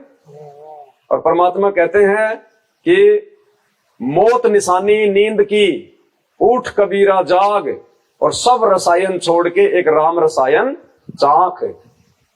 परमात्मा कहते हैं कि भैया अब तू ये ज्ञान लेने के बाद में गफलत में मत सो, अब तू आलस से मत कर, परमात्मा से दूरी ना बना, विमुख ना हो, मर्यादाओं को छोटा ना समझ। ये राम रसायन दे दिया परमात्मा ने, हमने अब अपने आप को इस रसायन में डुबो डुबो के सोना बनाना है, हंस बनाना है। बगुले से हंस होके फिर हम सतलोक में जा पाएंगे। सतगुरु आवा दान कर देवे, सतगुरु राम रसायन भेवे, और सतगुरु पशु मानुष कर डारे सिद्धि देकर। सतगुरु ही हमारे को पशु तुल्य जीवन से देवता तुल्य बनाता है। यानी नाम दीक्षा लेने से पहले जो भी कर्म हम कर रहे थे वो पशु तुल्य कर्म ही थे। हमेशा माया के नशे में, पैसा ही पैसा, पैसा ही पैसा, खुद पूरा भागदौड़, बच्चों को पढ़ाना लिखाना वो भी हमारा एक ही मकसद था, बड़ा होकर नौकरी लग जाए, कोई अधिकारी बन जाए, दुनिया को लूटे खसोटे। 20 लाख रुपए बर्बाद किए तो कम से कम 40 लाख रुपए तो मुझे भी दे कमा के, बड़ी गाड़ी हो, बड़ी कोठी हो, यही मकसद होता है सबका बिना ज्ञान के। आज भगत भाई बहनों का भी 90% का यही मकसद है, अपने बच्चों को जो है वो पढ़ाने के पीछे। जगत की तो बात ही छोड़ दो आप। भक्तों के बच्चे देखे हमने, बड़ी बड़ी प्राइवेट स्कूलों में जाएंगे, बता क्यों पैसा बर्बाद कर रहा है, और खुद फिर वो जो है बैल की तरह, और कोई गारंटी नहीं कि वो नौकरी लगेगा, और नौकरी लगने का समय आएगा, गारंटेड बात है। जिस समय हमारे बच्चों का नौकरी लगने का समय आएगा, जो अपने बच्चों को नौकरी के लिए पढ़ा रहे हैं, उस समय परमात्मा धरती से नौकरियां समाप्त कर देगा। नौकरियां समाप्त, परमात्मा देखेगा डिग्री, बेटा नाम कौन सा मिला हुआ है, मर्यादा में कितना है, तू इस सेवा के लायक है कि नहीं है। ऐसे नौकरी मिलेगी, BA के सर्टिफिकेट दे के नौकरियां नहीं मिलेगी। BA के सर्टिफिकेट ले लेके ये दुनिया को लूट रहे, जो है खसोट रहे। ये पुलिस में भर्ती होने के लिए कितने लाख रुपए देने पड़ते हैं हम सब जानते हैं। और फिर क्या करेगा सारा दिन, वो कर्म फोड़ेगा अपने, किसी से 50 लूटेगा, किसी से 100 लूटेगा, किसी की हाई लेगा तो किसी की बद्दुआ लेगा, उल्टे पाप कमाएगा। सतगुरु पशु मानुष कर डारे सिद्धि देकर। अब एक समय तो ऐसा था कि हम नौकरी के लिए, और आज वो स्थिति आ गई परमात्मा के ज्ञान से कि इंद्र दा राज कागदा। बताओ क्या करेंगे नौकरियों को, और फिर हम अपने बच्चों को नौकरी के लिए पढ़ा रहे हैं। हम खुद तो ये वाणी गा रहे हैं, इंद्र दा राज, इंद्र से बड़ी कोई है क्या, कोई पद पोस्ट है क्या यहाँ पे। गुरुजी कह रहे हैं वो भी तेरे लिए काक की बीट के समान है। और दूसरा फिर परमात्मा ने क्या बताया, यहाँ का कोई सरपंच, कोई मंत्री पद, ये तो तुमने सपन में भी नहीं सोचना। फिर कौन सी नौकरी के लिए पढ़ा रहे हैं बच्चों को, चपड़ासी बनाने के लिए, लोगों के जो है मतलब वो बर्तन साफ करने के लिए। तो मालिक ने बताया कि सबसे जो पहली शिक्षा है वो आध्यात्मिक शिक्षा है। अक्षर ज्ञान बच्चों को करवा दो, 10वीं 12वीं करवा दो, इससे ज्यादा तुम उनके ठेकेदार ना बनो, बस इससे ज्यादा नहीं। उससे ऊपर तो फिर बेवकूफी है। गरीब ब्रह्म बिनानी होत है सतगुरु शरणालीन, और सुबर सोई जानिए सब सेती। संत गरीबदास जी ने कहा कि जो सतगुरु की शरण में आ जाता है वह ब्रह्म अर्थात परमात्मा जैसे गुण युक्त हो जाता है। परंतु सुबर यानी अच्छी भक्ति से भरपूर आत्मा वही है जो अहंकार नहीं करता, अर्थात सबके साथ आधीनी भाव से सुबर सोई जानिए। यानी उस आत्मा में भी भक्ति करने वाले, उस भगत में भी सुबर यानी बहुत अच्छी आत्मा वो है जो सबसे आधीन, जिसमें अहंकार नहीं है, जो आधीनी भाव से रहता है। तो हमने खाली एक भगत ही नहीं बनना, हमने तो सुबर वाली स्थिति धारण करनी है। भगत में भी तो होती है ना क्वांट, जैसे स्कूल में कोई फर्स्ट आया, सेकंड आया, फिर मेरिट आया, तो हमने तो मेरिट में आना है इस भक्ति मार्ग में, परमात्मा की नियम मर्यादाओं में रह के। सतगुरु रामपाल जी भगवान की। सतगुरु जो चावे सो कर ही, और 14 कोटि दूत यम डर ही, भूत भूत जम त्रास निवारे चित्रगुप्त के। यानी सतगुरु देव जी कुछ भी कर सकते हैं अपनी आत्मा के लिए, अपने भगत के लिए।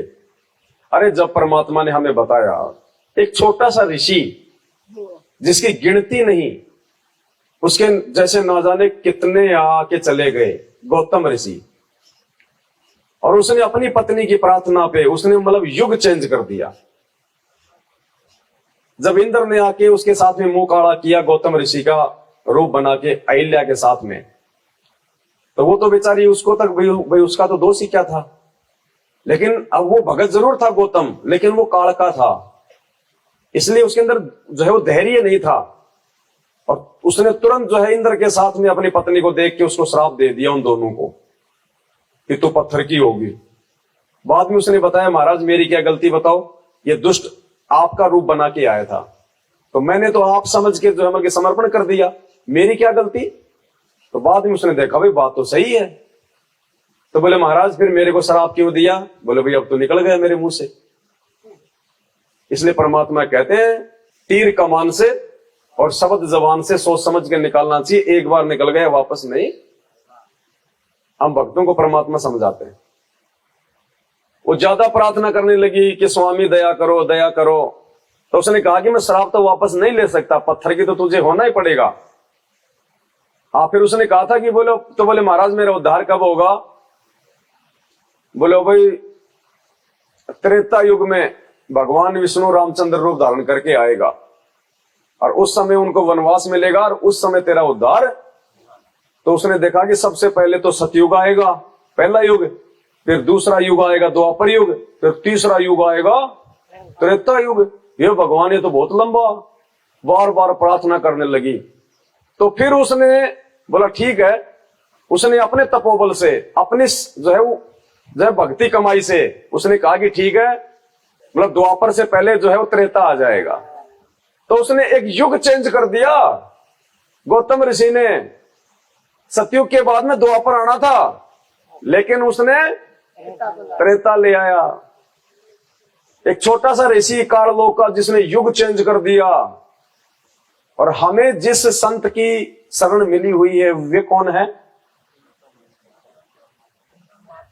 इसलिए परमात्मा कह रहे हैं सतगुरु जो चावे सो कर ही 14 कोटि दूत यम डर ही और ऊत भूत जम त्रास निवारे और चित्रगुप्त के।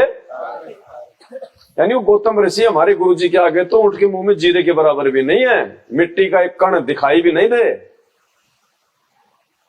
तो ये परमात्मा क्या नहीं कर सकता? यदि हम इसके अनुसार चलेंगे तो, इसके भक्ति मर्यादा में रहेंगे तो फिर अनहोनी करेगा परमात्मा और उसी समय दुनिया को मालूम चलेगा कि ये कौन शक्ति है।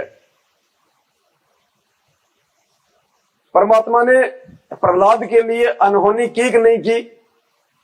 तो भगवान की महिमा हुई कि नहीं हुई? उस भगत की महिमा हुई कि नहीं हुई? परमात्मा ने मीराबाई के लिए अनहोनी की कि नहीं की? दोनों की महिमा हुई ना। इसी प्रकार वर्तमान में भी परमात्मा आने वाले समय में अनहोनियां करेगा, तब इस दुनिया की आंखें खुलेंगी और आने वाले समय 1000 साल तक ये मार्ग चलेगा कि भाई वो महान संत थे। जैसे आज हम कहते हैं ना 650 साल पहले वो आए थे कबीर जी और शेख तकी ने 52 जो है वो बदमाशियां की, परमात्मा ने रामानंद की जो है वो कटी हुई गर्दन जोड़ दी, सिकंदर लोधी का जलन का रोग ठीक कर दिया, उसकी उंगली जो तेल में जल गई थी वो ठीक कर दी, परमात्मा ने सारे जो कोडी थे उनको ठीक कर दिया।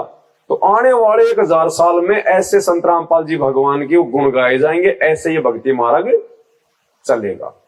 छोड़ सतगुरु रामपाल जी भगवान की जय हो। सत साहिब, मैं पूनम दासी कानपुर देहात से, मैं संकल्प दीक्षा से जुड़ी हूँ। परमात्मा ने मुझे अपनी शरण में लिया और आज पहली बार मैं सात्संगति में आई हूँ। यहाँ पर मेरी पहली सात्संगति है। तो मेरी शंका है कि मेरे पास जो 10वें अंश के पैसे रखे हैं, क्या मैं यहाँ सेवा में लगा सकती हूँ? 10वें अंश का पैसा बहन जी देखो, एक वाणी है परमात्मा के, 10वां अंश गुरु को दीजिए और जीवन जन्म सफल कर लीजिए।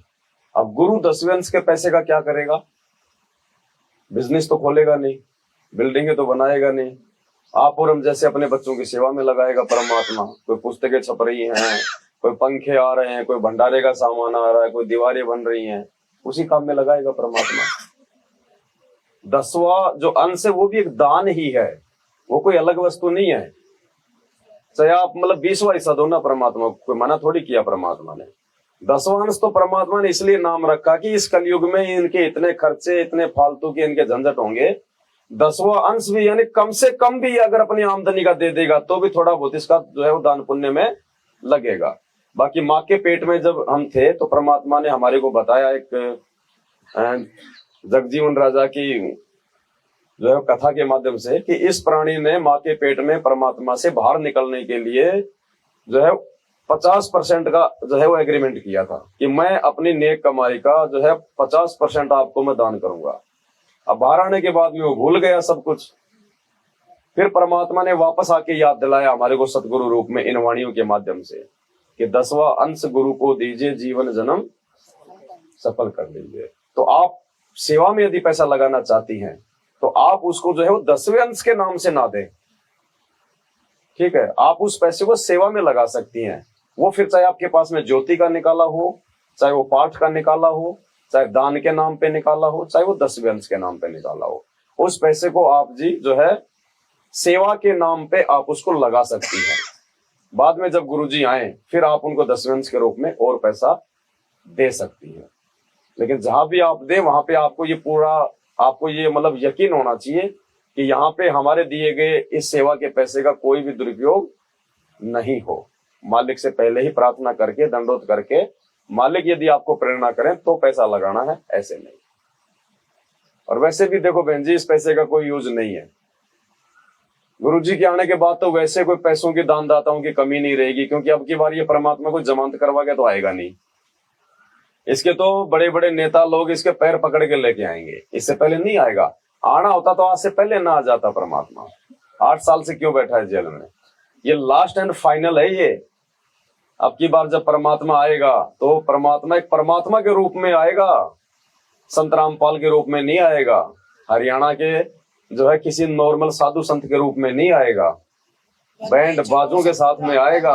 लोग अपने जो है वो कंधों पे बैठा के लेके आएंगे, घुटने टेक के लेके आएंगे, नाक रगड़ रगड़ के लाएंगे। ये नेता लोग जो आज ऊपर नाक करके चल रहे हैं, ऐसे नहीं आना ये परमात्मा चुपचाप तरीके से। तो उस समय काहे का पैसा हमारे पास में कितना, किसी के पास 10, किसी के पास 20, ज्यादा लाख रुपए रखा होगा, किसी के पास कोई बढ़िया नौकरी में होगा तो है। और यहाँ पे जब ये कोरोना आया था और प्रधानमंत्री ने जब वो अपना वो खाता खोला, प्रधानमंत्री केयर फंड, तो यहाँ तो ऐसे ऐसे धनकुबेर बैठे हैं, 1500 करोड़ 2-2000 करोड़ रुपए तो प्रधानमंत्री के जो खाते में डाल रहे हैं। और जब पता चलेगा कि सबसे बड़ा प्रधानमंत्री तिहाड़ जेल में बैठा ये भगवान है, वो तो सब कुछ न्यौछावर कर देंगे।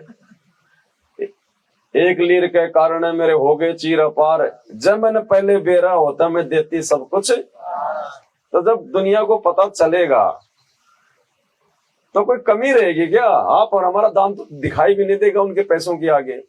तो जो पैसा वर्तमान में है वो पैसा आज यूज में आ गया तो आ गया, कल को वो कागज के टुकड़े परमात्मा के यूज में नहीं आने। लोग आगे से आगे हर चीज की व्यवस्था कर देंगे। आज फालतू के अपना समय और पैसा बर्बाद करने के लिए बड़े बड़े करोड़ों के स्टेडियम बना रखे हैं। आने वाले समय में खाली उनको खाली वो टहनी तो डालनी है, वो आश्रम बन जाएंगे। आगे से आगे लोग खड़े रहेंगे। विमान बनाने वाली कंपनियां, गाड़ियां बनाने वाली कंपनियां, यूं आगे गुरुजी इसमें पैर रखो, गुरुजी इसमें पैर रखो। हमारा वो 1000 रुपया दिखाई नहीं देगा।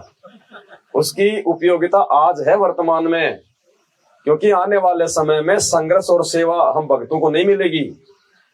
अगर संघर्ष है तो आज है, क्योंकि आज हमने ज्ञान को जो है आगे पहुंचाना है, भाई बहनों को जो है हमने समझाना है, हमने खुद भी समझना है।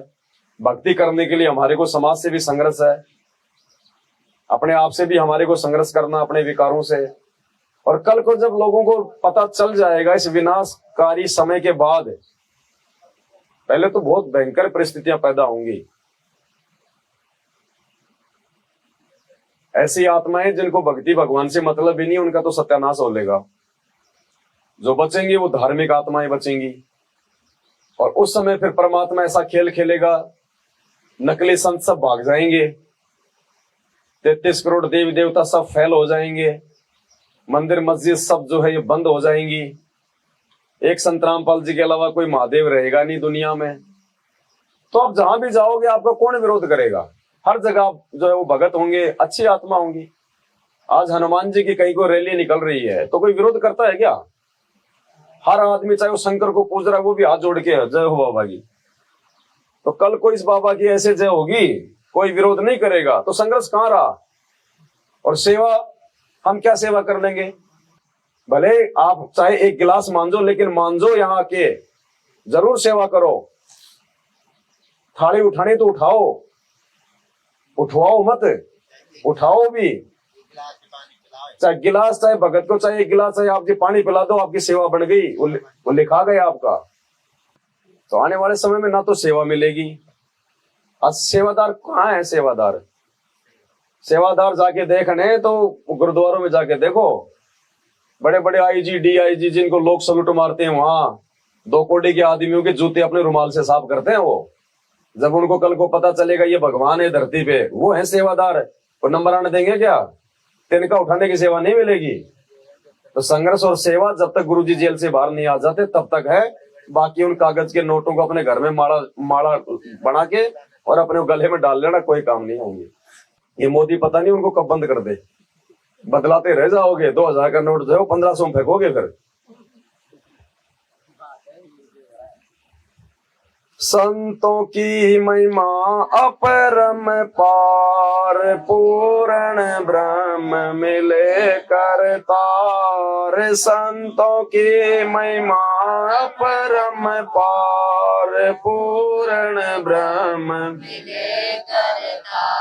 आज मारे आए संत सुजान, तन मन धन वारूंगी प्राण। आज मारे आए संत सुजान, तन मन धन वारूंगी प्राण। चरण कमल रज डारूं शीस, मानो आप मिले जगदीश। चरण कमल रज डारो शीस, मानो आप मिले जगदीश। संतों की महिमा कही न जाए, 68 तीर्थ। संतों की महिमा कही न जाए, 68 तीर्थ। संतों की महिमा अपरम पार, पूर्ण ब्रह्म मिले करतार। संतों की महिमा अपरम पार, पूर्ण ब्रह्म मिले करतार। संतों की महिमा अगम अगाध, नारद से उदरे प्रहलाद। संतों की महिमा अगम अगाध, नारद से ध्रुव बेटे नारद निर्वाण। अमरापुरी पर रचे विमान, ध्रुव बेटे नारद अमरापुरी पर रचे विमान। संतों की महिमा अगम अगाध, बूढ़ंत राखे गज गर आ। संतों की महिमा अगम बूढ़ंत राखे गज गर गाप। संतों की महिमा निश्चल थीर, द्रोत सुता के बढ़ गए जी। संतों की महिमा निश्चल थीर, द्रोत सुता के बढ़ गए जी। संतों की महिमा अधिक सुमेर, बिलनी के झूठे खाए बेर। संतों की महिमा अधिक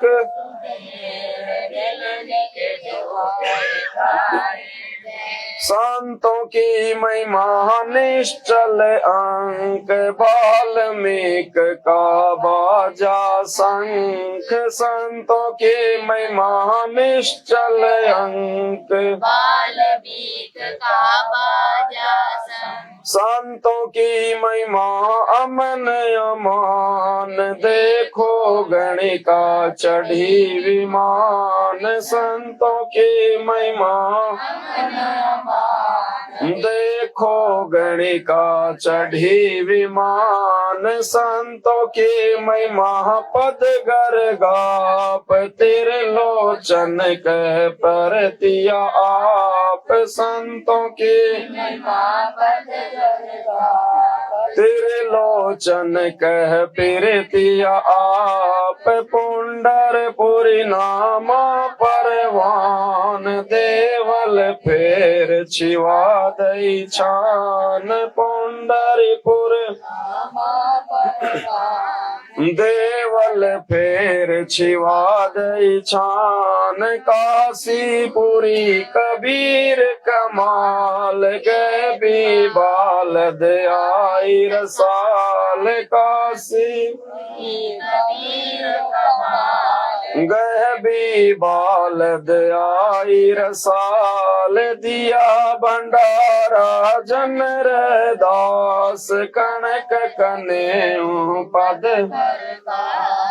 दिया भंडारा जनर दास कनक जने पद संतों की महिमा कही न जाए पीपा कूद पड़े दरियाए संतों की महिमा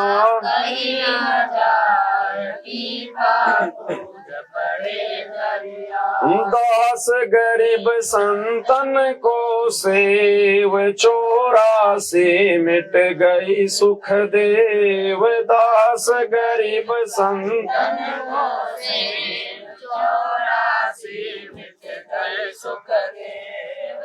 संतों की महिमा, इस शब्द में संत की महिमा गाई गई है। उदाहरण यहाँ पे सांसारिक दिए गए हैं, जगत वाले दिए गए हैं, 3 लोगों के भगवान वाले दिए गए हैं, लेकिन उन 3 लोगों के भगवानों के रूप में, यहाँ के साधु संतों के रूप में वो महिमा करने वाला कोई और नहीं बल्कि सतगुरु रामपाल जी भगवान थे। सबके काज यही परमात्मा सारता है, क्योंकि ये समर्थ है, सबके ऊपर है, इसकी महिमा बहुत ऊंची है। ये परमात्मा मान बढ़ाई का भूखा नहीं है, पब्लिसिटी का भूखा नहीं है। समय आने पे स्वयं इसकी पब्लिसिटी पूरी दुनिया में हो जाती है, जब लोगों को पता चलता है कि ब्रह्मा विष्णु महेश तक के काम भी यही परमात्मा सारता है। संतों की महिमा, संतों की महिमा अपरंपार पूर्ण ब्रह्म मिले, कि संत रूप में आए हुए उस पूर्ण परमात्मा की महिमा अपरंपार है, वारन पार नहीं है उसका, और छोर नहीं है। और पूर्ण ब्रह्म मिले करतार, पूर्ण ब्रह्म के रूप में, उस करतार के रूप में, कर्ता धर्ता के रूप में स्वयं वो परमात्मा ही हमें सतगुरु के रूप में आके मिलते हैं।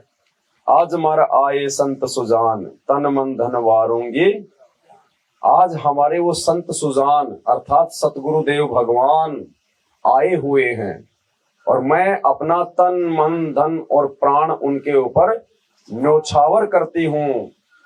उन्होंने ऐसा ज्ञान दे दिया, सतलोक जाने का मार्ग बता दिया, रिद्धि और सिद्धि दे दी परमात्मा ने, भगत बना दिया, कव्वे से हमारे को हंस बना दिया। आज हमारे आए संत सुजान, यानी जिस दिन हम सतगुरु से नाम दीक्षा ले लेते हैं, हम घर लेट पूजते हैं, उससे पहले परमात्मा स्वयं आके हमारे घर पे विराजमान हो जाते हैं। तो आज हमारा आए संत सुजान तन मन धन वारूंगी, परमात्मा ये तो मेरा सौभाग्य है। अब चाहे घर छूटे, चाहे जग रूठे, चाहे कुछ भी हो, चाहे सब कुछ मुझे अपना न्योछावर करना पड़े, क्योंकि हमारा कुछ है ही नहीं। ये सब कुछ उस दीनदयाल का है, परमात्मा का है, गुरुदेव भगवान का है, और हमने तो उनकी वस्तु केवल उन्हीं को समर्पित करनी है। और उसमें भी परमात्मा केवल हमारे भाव चाहेगा, स्थूल वस्तुओं का भूखा नहीं है परमात्मा। परमात्मा कहते हैं साधु भूखा भाव का, धन का भूखा नहीं, और जो कोई धन का भूखा वो साधु भी नहीं। परमात्मा हमारे भाव देखेगा। चरण कमल रज डारू शीस मानो आप मिले, ये भाव होने चाहिए हमारे, कि मुझे तो गुरुदेव भगवान के रूप में जगदीश मिल गए, सारे संसार के ईश मिल गए।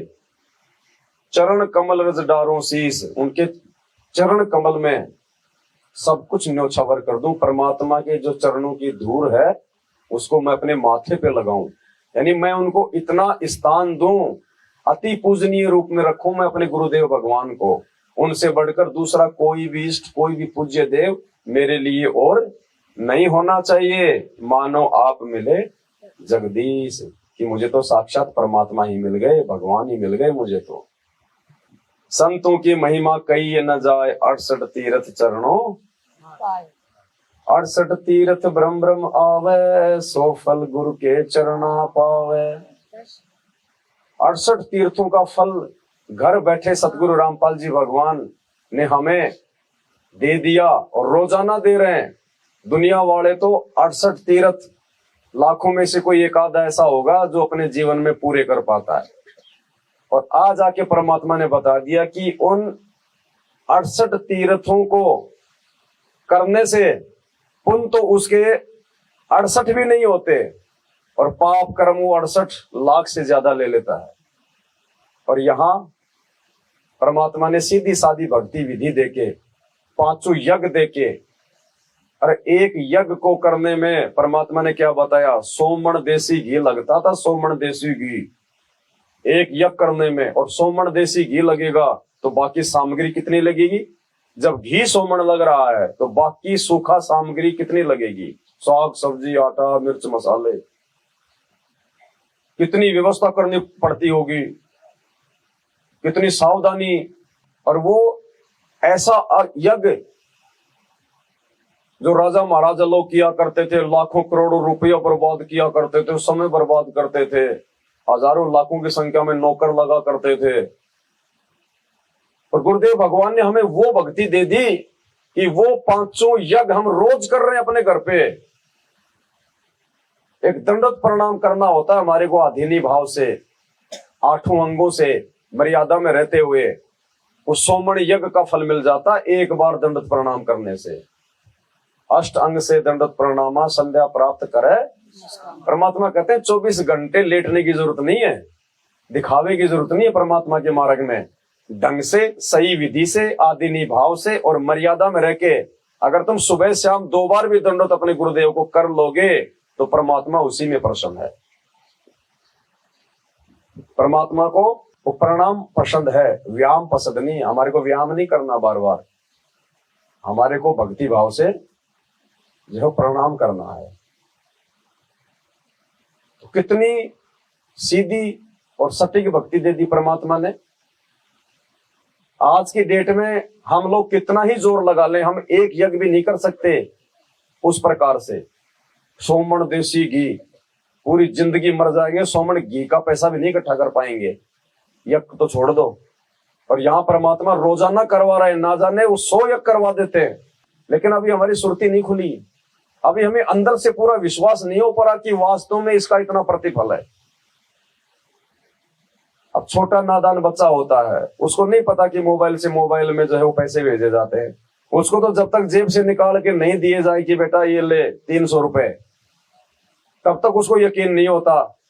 और कोई समझदार व्यक्ति कहे कि भाई देख, मैंने तेरे पिताजी के मोबाइल में तेरे लिए 1000 रुपए डाल दिए, वो कहेगा कब डाल दिए, क्यों झूठ बोल रहा है, देखे नहीं मैंने, कहां से डाल दिए, मोबाइल में कहां से पैसे आएंगे।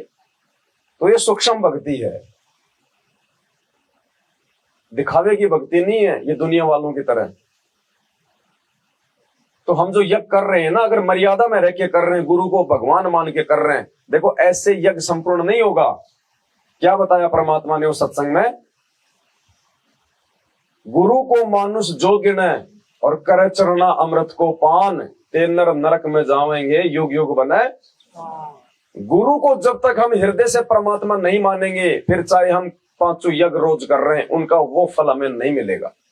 तो जब तक हम विधि विधान से नहीं करेंगे तब तक हमें ये यज्ञ करने का भी फायदा नहीं मिलेगा।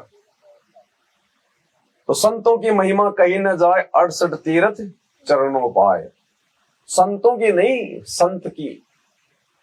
ये तो छुपाते हैं परमात्मा अपने आप को। संत एक समय पृथ्वी पे एक ही होता है, 2 नहीं होते। और वो संत पूर्ण परमात्मा होता है, और पूर्ण परमात्मा 2 नहीं होते। तो हमारा सौभाग्य है कि हमारे को वो समर्थ परमात्मा संत रूप में मिले हुए हैं, संत रामपाल जी के रूप में मिले हुए हैं, हमारे गुरुदेव भगवान के रूप में मिले हुए हैं, जिनके चरणों में हमारे को 68 तीर्थों का लाभ रोज मिल रहा है। संतों की महिमा अपरंपार, पूर्ण ब्रह्म मिले, स्वयं ये पूर्ण ब्रह्म परमात्मा है। जब चाहे चोला धर आता, ये परमात्मा जब चाहे चोला धर के आ जाता है, क्योंकि ये समर्थ है, इसको किसी से आज्ञा लेने की जरूरत नहीं है। संतों की महिमा अपरंपार और पूर्ण ब्रह्म मिले, तो आज हमारा सौभाग्य है कि हमें पूर्ण ब्रह्म परमात्मा मिल गया, वो करतार मिल गया गुरुदेव भगवान के रूप में। अब पहचान हमने ही करनी पड़ेगी उनको ही। संतों की महिमा अगम अगाध और नारद से उधरे प्रहलाद। अब प्रहलाद के गुरु नारद रूप में कौन थे? यही कबीर परमात्मा सतगुरु रामपाल जी भगवान। क्योंकि यह महिमा किसकी हो रही है? संतों की, संत की। नारद कोई संत नहीं था, सही मायने में वो कोई भगत भी नहीं था। वो तो इधर की उधर, उधर की उधर, वो काम था उनका सारा दिन। उनको तो श्राप मिला हुआ था, फिर बाद में उनको लक्ष्मी ने उनको श्राप दे दिया था कि जग में लोग तेरे को, जैसे अपन कह देते ना, वो चुगलखोर, दूत, और हम भी तो कह देते हैं कि भाई ज्यादा नारद मत बने। तो नारद जी के रूप में जो प्रहलाद के गुरु थे वो सतगुरु रामपाल जी भगवान थे, कबीर परमात्मा थे। क्योंकि महिमा यहाँ पे संतों की हो रही है। संतों की महिमा अपरंपार, पूर्ण ब्रह्म मिले करतार। और संतों की महिमा अगम अगाध, नारद से उधरे प्रहलाद। ध्रुव बेटे नारद निर्वाण, अमरापुरी पर रचे। ध्रुव बेटे नारद निर्वाण। ध्रुव का गुरु कौन? नारद। और नारद के रूप में कौन? जब ध्रुव को पता चला, जब उसकी माता सुनीति को रात से बेदखल कर दिया था उसकी मौसी ने, और एक बार जो ध्रुव था वो अपने पिताजी की जो है वो गोद में जाके बैठ गया। छोटा ही बालक था, परमात्मा ने बताया 4-5 साल का। तो उसकी सौतेली माता ने उसको लात मारी वहां से। अब वो रोता रोता अपनी माँ के पास में आया, माँ को बताया कि ऐसे ऐसे मौसी ने मुझे लात मारी। क्यों? तो उसने कहा कि बेटा हमारा राज नहीं है। तो बोले माँ राज कैसे मिलता है? अब देखो उस समय की माताएं भी, और हमें भी परमात्मा समझा रहे हैं, शिक्षा दे रहे हैं। उसने कहा कि माता राज कैसे मिलता है? बोला बेटा भगवान की भक्ति से। राज यानी संपत्ति, पैसा, धन, दौलत, ऐशो आराम। और आज कोई पूछे किसी से, माता पिता से, तो माता पिता क्या कहेंगे? तो बेटा तू पुलिस में लग जा, फिर दुनिया लूटना, बढ़िया मकान बना लेना, रिश्वत लेना। कहता है कोई माए बाप, लाखों में कोई एक ऐसे माता पिता होंगे जो अपने बच्चे को नौकरी लगने के बाद कहेंगे कि बेटा हमारा मुंह काला मत कर देना, किसी से 2 रुपए आराम के मत लेना। 99% की ये उम्मीद रहती है कि ये जहां से भी लाए बस पैसा लाए। इसीलिए आज उस माता का नाम है, मेरी सुनीति जैसी मात नहीं। सत कबीर द्वारे तेरे पे एक दास भिखारी आया, शब्द है ना, मेरी सुनीति जैसी मात नहीं, जिसने बेटा भगत बनाया है। आज उस माँ का नाम है क्योंकि उसने शिक्षा दी अपने बच्चे को सही। कहते हैं सोई मात सराइये, सोई मात सराइये जो बेटा दे उपदेश। तो उसकी माँ ने कहा कि बेटा भगवान की भक्ति से मिलता है राज। अब बच्चा था, बच्चा तो कोरा जो है वो कागज होता है, जो मर्जी उस पर लिख दो। और वो पिछले जन्मों की परमात्मा की संस्कारी आत्मा थी। जैसे आज आप और हमारे को परमात्मा बहुत जल्दी समझ में आ गए। और एक बड़े पढ़े लिखे अधिकारी के पास जाके कहो कि संत रामपाल जी भगवान है, 2 डांट मारेगा, 4 गालियां देगा। ये संस्कारों से समझ में आता है, पढ़ाई लिखाई से समझ में नहीं आता। ये तो अक्षर ज्ञान है। तो जंगल में चला गया, माँ ने बहुत मना किया, रोने लग गई, नहीं माँ अब तो राज ही प्राप्त करूंगा, भगवान को ही प्रसन्न करूंगा। वो 5 साल का बच्चा जंगल में निकल गया भक्ति के लिए। पिछले संस्कार थे, प्रबल थे, अंगड़ाई आ गई।